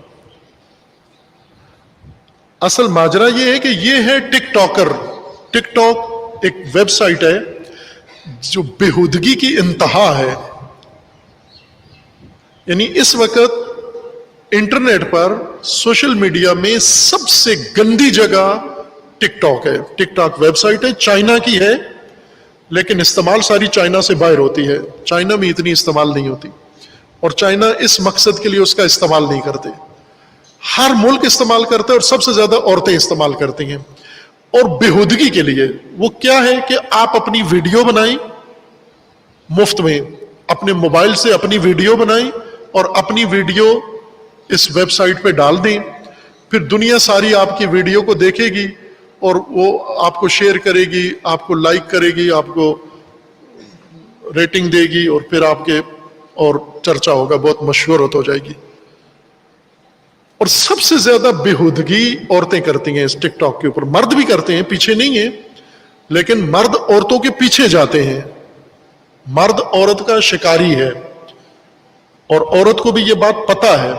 मैं पहले भी एक खुतबे में ये बात की है कि ये औरतें, कोई भी औरत हो, मजहबी गिराने की हो, गैर मजहबी गिराने की हो, मुस्लिम हो, गैर मुस्लिम, जब एक औरत बन ठन के, बनाओ सिंगार करके, सज धज के, नीमुरियान होके घर से निकलती है, खूब इससे पूछे क्यों निकलती है, ये सब कुछ किस लिए किया है? जिस्म की नुमाइश, ये जो तंग कपड़े पहने हैं और बदन के पोशीदा ऐसे नुमाया किए हैं तुमने, ये किस लिए किया है? ज़ाहिर किसी के देखने के लिए किया ना। कौन देखे? नामहरम मर्द, नामहरमों के। चूंकि औरत को पता है कि मर्द के लिए औरत पुरकशिश है, اور عورت ہر حال میں مرد کے لیے پرکشش ہے. یوں نہیں ہے کہ بہت امیر گھرانے کی ہو تو پرکشش ہے، غریب عورت نہیں ہے. مرد اور عورت کی ساخت ایسے ہے کہ عورت ہر حالت میں، ہر روپ میں مرد کے لیے پرکشش ہے. غریب ہو، کالے رنگ کی ہو، گورے رنگ کی ہو، سانولے رنگ کی ہو، غریب ہو، اچھے کپڑے پہنی ہوئی ہو، نہ پہنی ہوئی ہو. یہ جو گدائیں عورتیں ہیں، ننگی ہو یا نہ ہو، کپڑے پہنے ہوں، گندے کپڑے پہنے ہوئے ہوں، میلے کپڑے، نہائی بھی نہ ہو، آپ دیکھیں مرد ان سے بھی نہیں ٹلتے. ان کو بھی گھورتے ضرور ہیں، چھوتے ضرور ہیں. یہ مرد کی ایک کمزوری ہے کہ عورت مرد کے لیے، مرد کے اندر شہوت ہے، عورت مرد کی شہوت کو ابھارتی ہے، بھڑکاتی ہے. اور یہ جو عورتیں بن ٹھن کے جاتی ہیں، سج دج کے جاتی ہیں، رنگیلے بڑکیلے لباس پہن کے جانتی ہیں، ایک ہی ہدف ہے ان کا، مردوں کو بھڑکانا، مردوں کو ابھارنا، ان کی شہوت ابھارنا. خوب جب وہ شہوت ابھرے گی پھر کیا کریں گے؟ تیرا پیچھا کریں گے. یہ خود ایک دعوت ہے. آپ بھوکے کو دعوت دو، کھانا کھاؤ، تو بہت خوددار قسم کا بھوکا ہوا وہی کہے گا نہیں صاحب میں نہیں کھاتا، ورنہ عام بھوکا ہوا وہ تو بسم اللہ بھی نہیں پڑے گا، ٹوٹ پڑے گا اس کے اوپر. تو مرد بھوکا ہے عورت کے جسم کا، عورت کے اس روپ کا بھوکا ہے، لہذا اس کے لیے عورت ہر شکل میں شکار ہے، اس کے پیچھے جاتا ہے. اس کی نگاہیں، عورت آپ دیکھیں، میں نے پہلے بھی مثال دی، بازاروں میں آپ جاتے ہیں وہاں کھمبے بھی ہیں، رکشے بھی ہیں، گھوڑے بھی ہیں، گدے بھی ہیں، دکانیں بھی ہیں، بانس بھی ہیں، اور وہیں پر ایک عورت ہے. 1000 بانس ہے، ایک عورت ہے. 20 رکشے ہیں، ایک عورت ہے. مرد کو کیا نظر آیا ہے؟ اگر مرد کی آنکھیں بند کر کے کہیں بتاؤ رکشے کتنے ہیں، اس نے دیکھے ہی نہیں ہے، اسے صرف عورت نظر آئی ہے. یہ مرد کی کمزوری قرآن نے بھی بیان کی ہے. عورتوں کو کیوں کہا کہ اپنے آپ کو چھپا کے رکھو، پنہان رکھو؟ مرد کی اس کمزوری کی وجہ سے کہ اپنے آپ کو اوجھل رکھو، ڈھانپ کے رکھو، مرد کے سامنے نہ ہو. ٹک ٹاک وہ ویب سائٹ ہے، اتنی گندی ہے کہ ٹرمپ نے اپنی حکومت کو یہ کہا تھا کہ اس کو بند کریں، اور انہوں نے بند کی. اب میرے پاس فہرست نہیں ہے اس وقت دنیا کے کتنے ملکوں میں پابندی ہے، از جملہ پاکستان میں. ہائی کورٹ نے، اسلام آباد ہائی کورٹ نے باقاعدہ حکم دے کر ٹک ٹاک پر پابندی لگائی ہوئی ہے کہ کوئی انٹرنیٹ سروس ٹک ٹاک ویب سائٹ کو پاکستان میں نہیں دکھا سکتی. جرم ہے. کیوں بند کیا ہائی کورٹ نے ٹک ٹاک کو؟ اس لیے کوئی بےہودگی ہے نا اس کے اندر، کوئی فحاشی ہے اس کے اندر. تمام حدیں انہوں نے توڑ دی ہیں، کوئی ریڈ لائن نہیں ہے ان کے نزدیک.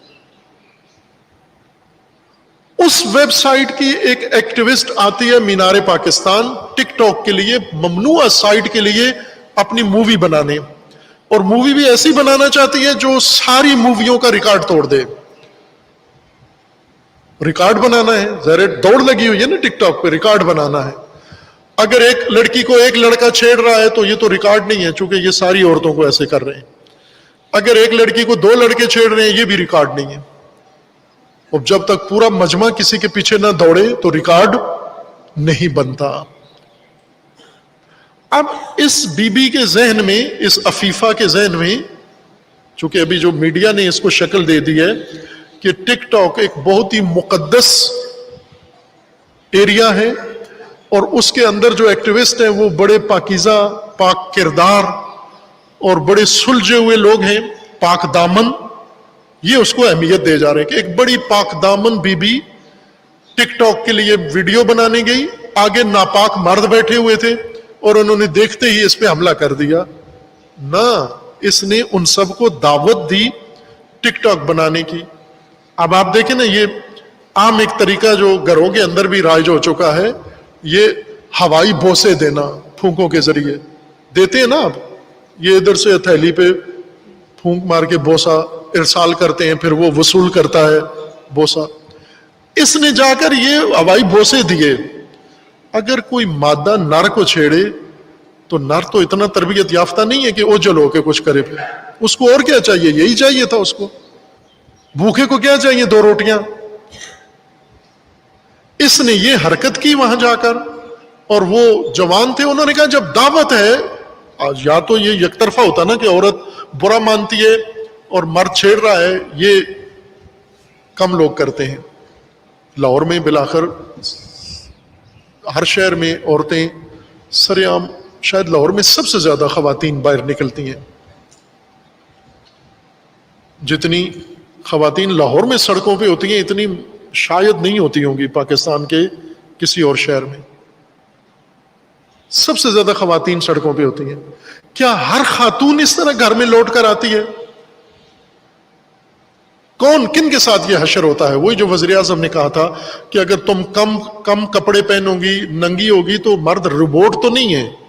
وزیر اعظم کو یہ بیان واپس لینا پڑا, اتنا دباؤ ڈالا گیا فیمنسٹ لوگوں نے, فیمنزم کے حامیوں نے. یہی جو درپردہ این جی اوز کی شکل میں میڈیا میں گھسے ہوئے ہیں, بیوروکریسی میں گھسے ہوئے ہیں, حکومت میں گھسے ہوئے ہیں, اتنے اعلیٰ پولیس افسروں کو, اتنے فرض شناس پولیس افسروں کو ایسے بال کی طرح اٹھا کے انہوں نے باہر پھینک دیا. کیا کیا انہوں نے؟ کس طاقت نے اوپر سے زور ڈالا؟ وہ مغربی تہذیب کے حامیوں نے جو بیوروکریسی میں اور اوپر حکومتوں میں بیٹھے ہوئے ہیں. جا کر انہوں نے اتنا ہو گیا, فلاں ہو گیا.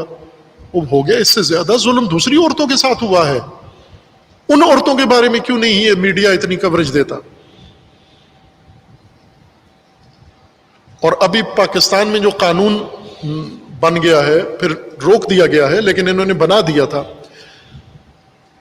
جو خاندان کے بارے میں ہے, تشدد, خاندان میں تشدد کے کنٹرول کا جو قانون بنایا ہے, وہ یہ قانون بالکل یہی ہے, فیمنزم کا منشور قانون بنا دیا پاکستان میں. نفوذ کہاں تک کر چکے ہیں آپ کے حکمرانوں میں, آپ کے پارلیمانوں میں, آپ کے صحافیوں میں, آپ کے میڈیا میں یہ زہر گھس چکا ہے. قانون بنا دیا کہ گھریلو تشدد روکنا ہے. گھریلو تشدد روکنے کا کیا مطلب ہے؟ یعنی کوئی باپ اپنے بچوں کو, خصوصاً بیٹیوں کو, کسی چیز کا پابند نہیں کر سکتا. کوئی ماں بچوں کو یہ نہیں کہہ سکتی کیا کپڑے پہنو, کیا کپڑے نہ پہنو. اگر کسی ماں نے, باپ نے بچیوں کو مجبور کیا کہ یہ کپڑے پہن سکتی ہو, یہ نہیں, یہ تشدد ہے, ماں باپ جیل چلے جائیں گے. اگر دوستی کرنا چاہتے ہیں بچے, لڑکی لڑکا, ماں باپ نے روک دیا, یہ تشدد ہے. ماں باپ نے کہا رات جلدی آنا, فلاں پارٹی میں نہ جانا, یہ تشدد ہے. یعنی وہ جتنا تہذیب نے, مشرقی تہذیب کے اقدار تھیں اور دین کی اقدار, ان سب کو تشدد قرار دیا کہ یہ بچوں پر تشدد ہے, یہ ختم کرنا ہے. اور یہ کون ختم کرا رہا ہے؟ فیمنسٹ, جنہوں نے مغربی عورت کو انسانیت سے گرا کر ایک جانور کی حد تک پہنچا دیا ہے, ننگا کر کے فقط متاع بازار بنا دیا ہے آزادی کے نام پر. یہی کام پاکستان میں کرنا چاہ رہے ہیں عورت مارچ کے نام پر, اور یہ جو بےہودہ حرکتیں ہوتی ہیں. اب آپ توجہ کریں کہ ایک وہ خاتون تھی جس کو گولی لگی نہیں اور اتنا اس کو اچھالا گیا, نوبل انعام دلوایا گیا اس حادثے پہ جو ہوا ہی نہیں, اور ابھی تک اس کو درد ہو رہا ہے اس کا. اور وہ یہ کہہ رہی ہے کہ عورتیں نکاح کے اس سے باہر آئیں, نکاح کی مجبوری ختم کریں. یہ روایتی پرانے زمانے کا کام تھا نکاح, اب نکاح کے بغیر زندگی گزاریں. اور ادھر سے پاکستان میں قانون بن جاتا ہے کہ گھریلو تشدد ممانعت کیا ہے کہ نہ ماں کا اختیار ہے, نہ باپ کا اختیار ہے, نہ بھائی کا اختیار ہے, نہ شوہر کا اختیار ہے. عورت جیسے چاہے کرے, جب چاہے گھر سے نکلے نکل جائے. یہ قانون بن گیا ہے. خوب ادھر سے اس طرح کا ماجرا. خوب کیوں ایک ٹک ٹاکر کے لیے اتنی ہمدردی؟ یہ عورت کے حقوق ہیں, اور وہ جس کے ساتھ ماں بیٹی دونوں کے ساتھ زیادتی ہوئی ہے وہ عورت نہیں ہے. اور روزانہ پاکستان میں 10-20 ایسے واقعات ہوتے ہیں, وہ خواتین نہیں ہیں. اس لیے کہ وہ خواتین خاندانی نظام کی مروج ہیں. وہ خواتین جن کی عصمت دری ہوئی ہے وہ خاندانی سسٹم میں حصہ ہیں. ان کا دفاع کرنے کا مطلب یہ ہے کہ آپ دین کا دفاع کر رہے ہیں اور عورت کا دفاع کر رہے ہیں، اور عورت نے جو ان کے لیے حقوق رکھے ان کا دفاع کر رہے ہیں۔ ٹک ٹاکر کے لیے ساری دنیا آواز اٹھائے، یعنی خاندانی سسٹم کے خلاف جو تحریک ہے اس کا آپ پاکستان میں اس طرح غیر محسوس طور پر یہ حصہ بن جائیں، اب آپ دیکھیں گے سارے اس کا حصہ سب اس کو کیا بنا لیا ہے، کیا ہوا ہے ماجرا۔ ایک عورت ہے جس نے خود دعوت دی ہے لوگوں کو چھیڑنے کی، انہوں نے چھیڑا ہے اس کو، ریپ نہیں ہوا، زیادتی نہیں ہوئی، کچھ بھی نہیں ہوا، صرف ٹک ٹاکر ہے اس لیے اتنا جنجال شروع ہوا ہے۔ اگر یہ کسی شریف خاندان کی ہوتی، اسی مینار پاکستان میں روزانہ یہ حرکات ہوتی ہیں بچوں کے ساتھ، بچیوں کے ساتھ، عورتوں کے ساتھ، اور ان کی رپورٹ تھانوں میں بھی جاتی ہے، میڈیا میں بھی آتی ہے، نہ میڈیا اہمیت دیتا ہے، نہ کوئی وزیر اعلیٰ نوٹس لیتا ہے، نہ کسی پولیس افسر کو معطل کیا جاتا ہے۔ لیکن اتنا ری ایکشن دکھانا، پولیس اٹھا کے پھینک دی دور، یہ بتانے کے لیے کہ فیمنزم کا رسوخ کہاں تک ہو چکا ہے، اور کتنے مرد اس بےغیرتی کا حصہ بن چکے ہیں، کتنے افسر بن چکے ہیں، کتنے ایسے اداروں میں جا بیٹھے ہیں کہ وہ اس بے حیائی کے تحفظ کے لیے کچھ بھی کرنے کے لیے تیار ہیں۔ اور یہ پھر روزانہ ٹاک شو پہ احمق ترین لوگ، بے حیا ترین لوگ، بے غیرت ترین لوگ ٹک ٹاک پہ بیٹھ کر پھر اس چیز کو اور رنگ دیتے ہیں، عورت کو آزادی ہونی چاہیے، عورت کو فلاں ہونا چاہیے۔ آپ کی تہذیب محافظ عورت ہے، زن ہے۔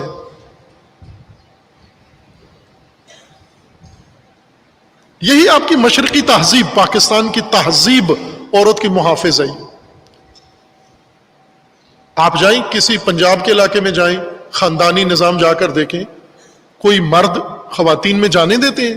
کسی خاندان میں آپ مہمان بن کے جائیں، آپ کو باہر بٹھاتے ہیں، اندر خواتین ہیں، خواتین کی حرمت ہے، احترام ہے۔ یہ خواتین کا اعزاز ہے کہ مردوں کو ان کے سامنے، آنکھوں کے سامنے نہیں لانے۔ کوئی گھر ایسا ہے مومنوں کا یا عام غیر مومنوں کا بھی جہاں مہمان عورتوں کے ساتھ مل کے کھانا کھاتے ہوں؟ سوائے ان بغیرت لوگوں کے، جو مرد آتا ہے اس کو عورت کے ساتھ جا کے بٹھا کے کھانا کھلاتے ہیں، مردوں کو الگ بٹھاتے ہیں، عورتوں کو الگ بٹھاتے ہیں۔ ہندو بھی، مسلم بھی، سکھ بھی، سارے شیعہ سنی سارے یہ عورتوں کا احترام ہے کہ انہیں مردوں کے نگاہوں میں نہیں آنے دیتے اور مردوں کو نگاہیں ان پہ نہیں ڈالنے دیتے۔ یہ تہذیب خود محافظ ہے خواتین کی۔ لیکن جب آپ اس تہذیب کو بھی پائمال کرو، دین کو بھی پائمال کرو، اور فیمنزم کو لے کر اس برے طریقے سے، واہیات طریقے سے، ٹک ٹاکرز کے ذریعے سے اور ان جیسی خواتین کے ذریعے سے لا کر پھر آپ دھجیاں اڑاؤ ہر چیز کی، اور عورت کی آزادی کو، اور کبھی عورت مارچ کرتے ہو، میرا جسم میری مرضی، اس کو پروموٹ کرتے ہو، اس کو پھیلاتے ہو تم۔ اور یہ جو اپنے یہ جو ابھی مثلا جنہوں نے یہ پولیس افسر معطل کیے ہیں، یہ اپنے گھروں میں یہ کام نہیں کرتے۔ اپنے گھروں میں عورتوں کو اتنی آزادی دی ہوئی ہے، جنہوں نے یہ پولیس افسر معطل کیے ہیں، کیا اپنی خواتین کی آزادی ہے؟ تمہارے گھر میں اتنی آزادی ہے؟ اپنی خواتین کو ٹک ٹاک پہ ننگی ویڈیو بنانے کی اجازت دیتے ہو؟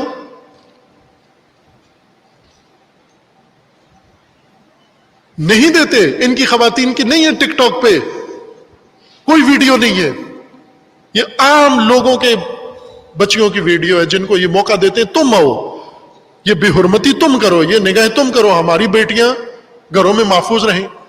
خوب اگر تم نے یہ دفاع کرنا ہے عورت کی آزادی کا، اپنی عورتوں کو لے کر آؤ، ننگا کرو ان کو ٹک ٹاک بنا کے نشر کرو، پھر آپ کو حق بنتا ہے یہ کہنے کا کہ آپ عورت کی آزادی کے حامی ہو۔ اپنی عورتوں کو چھپا کے رکھا ہوا ہے، عوام کی عورتوں کو ننگا کر کے اور عورت کی آزادی کا نام دیتے ہو تم۔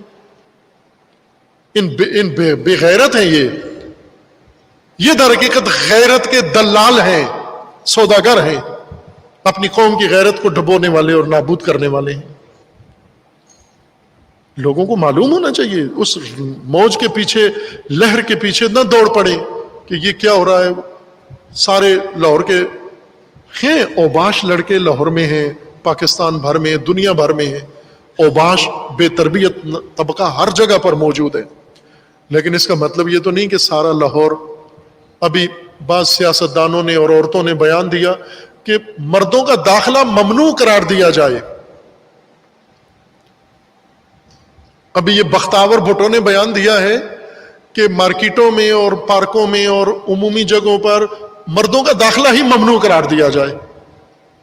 اب سب سے پہلے تو زرداری کا داخلہ ممنوع قرار دے، اپنے گھر میں نہ آئے. اپنے بھائی کا داخلہ ممنوع قرار دے، اپنے گھر میں، تیرے گھر میں نہ آئے. اس خاندان میں کوئی مرد اندر داخل نہ ہو. اپنے گھروں میں تو نہیں کرتے ہو یہ کام، لوگوں کو یہ لکھاتے ہو، یہ باتیں کرتے ہو. اگر ملائے عام میں اس طرح بدتمیزی ہوتی ہے تو چند افراد روکتے بھی ہیں، لیکن جہاں پر خود کچھ کروا رہا ہو اپنے ساتھ، اس کو تو کوئی بھی نہیں روکتا. اگر ایک آدمی یہاں کھڑا ہو جائے، کہتا ہے جی مجھ پہ رنگ پھینکو، سارے اٹھ کے اس پہ رنگ پھینکنا شروع کر دیں، تو کوئی بھی نہیں روکے گا. شریف آدمی بھی نہیں روکے گا جب وہ خود کروا رہا ہے یہ کام. آپ مینار پاکستان میں کھڑے ہو کے لڑکوں کو دعوت دو کہ او میرے ساتھ یہ کام کرو، وہ شروع کر دیں، تو روکتا بھی کوئی نہیں ہے. یوں تو نہیں، وہاں ایک 70 سالہ بوڑھا بھی پکڑ کے جیل میں بند کر دیا. 70 سالہ بوڑھا اس رش میں اس عورت کو نوچے گا جا کر. وہ تو خود میرے خیال میں بڈھی کا ستایا ہوا آرام کے لیے وہاں گیا تھا، اس کی سم وہاں نکلی، اس کو بھی پکڑ کے لے گئے. یہ بہت ہی حیرتناک بات ہے، بہت بےہودگی ہے یہ. ٹک ٹاک پہ پابندی ہے. سب سے پہلا جرم اس عورت کا یہ ہے، اور اس جیسی ساری عورتوں کا اور مردوں کا، کہ جس کو آپ کی عدالت نے جرم قرار دیا ہوا ہے، وہ ویب سائٹ چل کیوں رہی ہے پاکستان میں، اور اس کے لیے ویڈیو بن کر لوڈ کیوں ہو رہی ہیں. کیا جو پولیس افسر معطل کیے ہیں، آپ کو پتا ہے کہ یہ ٹک ٹاک چل رہا ہے؟ اور اس عورت کو پہلے یہ پوچھو، اور اس جیسی ساری عورتوں کو، کہ جب عدالت نے جرم قرار دیا تم ٹک ٹاک کیوں استعمال کر رہی ہو؟ اتنا تقدس ہے ٹک ٹاک کا. یہ ماجرا ہے، اس کے پیچھے فیمنزم ہے. یعنی عورت کو مرد کی قید سے آزاد کرانا، مرد کے جتنے رشتے ہیں وہ سارے ختم کر کے. یورپ میں آپ کسی مغربی کو، جرمنی مغربی ہو، اٹلی کا مغربی ہو، اسے ماموں پوچھو، ماموں کس کو کہتے ہیں اسے نہیں پتا. تایا اس کو پوچھو کسی یورپی کو، تایا کون ہوتا ہے، خالہ کون ہوتی ہے، اسے کیا پتا کون ہوتی ہے. یہاں پر یہ سنا سنایا واقعہ نہیں ہے، ایک طرح سے سمجھو آنکھوں دیکھا ہے. ہماری ایک مومن دوست، انہوں نے ایک انجینئر بلایا باہر سے، ظاہراً اٹلی کا تھا یا یورپ کا ہی تھا، گورا. اس کو اپنی کمپنی کے کام کے لیے بلایا یہاں پر، اور اس کو ہوٹل میں جا کر کمرہ دیا. اب یہاں پاکستان میں سسٹم ہے، جب نام پوچھتے ہیں تو آگے ہی لکھا ہوتا ہے ولدیت. وہ گورا آیا، انہوں نے نام پوچھا، کیا اس نے جو نام بتایا اپنا، جانسن یا جو بھی، تو آگے اس نے پوچھا ولدیت. تو اس نے پوچھا یہ ولدیت کیا ہوتا ہے. اس کے دوست نے پوچھایا کہ فادر نیم، تمہارے باپ کا نام پوچھ رہا. وہ بہت بگڑ گیا، وہ ناراض ہو گیا، اتنی انسلٹ میری کر رہے ہیں، میرے باپ کا نام پوچھ رہے ہیں. تو انہوں نے کہا پاکستان میں تو ماں کا نام پوچھو اتنا برا لگتا ہے، تم باپ کے نام پہ اتنے کیوں بگڑ گئے ہو. اس نے کہا پورے یورپ میں کسی کو پتہ ہی نہیں ہے اس کا باپ کون ہے. اور ایسا ہی ہے فرینڈ شپ میں. ملالہ کا جو نظریہ ہے پاکستانی عورتوں کے ذریعے، اس میں یہ تو پتا ہوگا ماں کون ہے، لیکن یہ نہیں پتا ہوگا باپ کون ہے. یہ فیمنزم ہے، یہ عورت کی آزادی ہے. عورت مارچ ہو یا فیمنزم جو بھی ہو، وہ اصل پیچھے کہانی یہ ہے. اس طرف توجہ رکھیں آپ.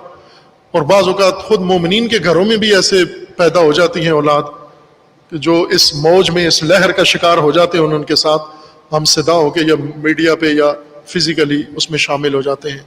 یہ آگاہی کے لیے عرض کیا تھا کہ جو ملک کے اندر یہ شروع ہو گیا ہے بھونچال، اس کی طرف دھیان رہے کہ اس کے پیچھے کتنا گھنونا مفروضہ ہے اور جرم ہے کہ خاندانی نظام ہی ممکن ہے تباہ کر دیں، جیسا انہوں نے قانون بنا کر بھی کیا ہے. ایک موضوع یہ بھی تھا، اس کو صرف اشارہ کر دیتا ہوں کہ حکومت نے، وزیر اعظم صاحب نے کل ایک تقریب سے خطاب کیا ہے، 3 سالہ کارکردگی اپنی بتائی ہے کہ اس حکومت نے 3 سال میں ملک میں کیا کیا ہے، اور لوگوں کو، وزیروں کو کہا کہ اپنی کارکردگی دکھائیں، میڈیا کو بھی کہا ہے، لیکن اس پہ ہم تبصرہ نہیں کرتے چونکہ کارکردگی دکھائی نہیں جاتی، دیکھی جاتی ہے، اور عوام نے 3 سال میں کارکردگی دیکھی اور روز دیکھ بھی رہے ہیں، اور زندگی کا شعبہ کیسے گزر رہا ہے ان کا، تو وہ بھی ایک داستان ہے انہوں نے دکھانے کی جو کوشش کی ہے۔ اور جمہوریت میں ایسے ہو جاتا ہے، جمہوریت میں جمہور عوام کی خوبی یہ ہے کہ یہ جو دیکھتے ہیں اسے نہیں مانتے، جو انہیں دکھایا جاتا ہے اس کو مانتے ہیں۔ اگر یہ دیکھیں دن ہے لیکن ان کو دکھایا جائے رات ہے تو یہ رات کو مان لیتے ہیں، اگر یہ رات ہو اور انہیں کہا دکھایا جائے یہ دن ہے تو یہ دن کو مان لیتے ہیں، جو خود دیکھتے ہیں اسے نہیں مانتے۔ اسی لیے حکومتیں عوام کو کارکردگی دکھاتی ہیں اس گمان کے ساتھ کہ یہ دیکھنے کے قابل نہیں ہیں، انہیں خود بھی کچھ نظر آ رہا ہے یا نہیں نظر آ رہا۔ باقی پاکستان کے عوام بہت ہی شریف النفس ہیں، جو انہیں دکھائی دیکھ لیتے ہیں، اور تنہا چیز جس پہ بھروسہ نہیں کرتے وہ اپنی آنکھیں ہیں، باقی میڈیا پر بھی بھروسہ کر لیتے ہیں، حکومت پر بھی کر لیتے ہیں، اور خطیبوں پر بھی کر لیتے ہیں۔ مذہب خود نہیں سمجھتے، جو ممبر سے کہیں وہ مذہب ہے، اور خبر خود نہیں تصدیق کرتے، جو میڈیا کہہ دے وہ خبر ہے، اور کارکردگی خود نہیں دیکھتے، جو حکومت کہہ دے وہ کارکردگی ہے۔ اس لیے تو عوام کہلاتے ہیں۔ یہی تو حسن ہے جمہور کا، جو جمہوریت میں چلا گیا ہے، کہتے ہیں نا جمہوریت میں حسن ہے، وہ جمہور سے گیا ہے۔ جمہور اتنے حسین ہیں کہ نہ دیکھتے ہیں، نہ سنتے ہیں، نہ بولتے ہیں، تو یہی جمہوریت میں چلا جاتا ہے، پھر ان کی جگہ پر حکمرانوں کو یہ حسن انہیں دکھانا پڑتا ہے۔ وصلی اللہ علی محمد وآلہ الطیبین۔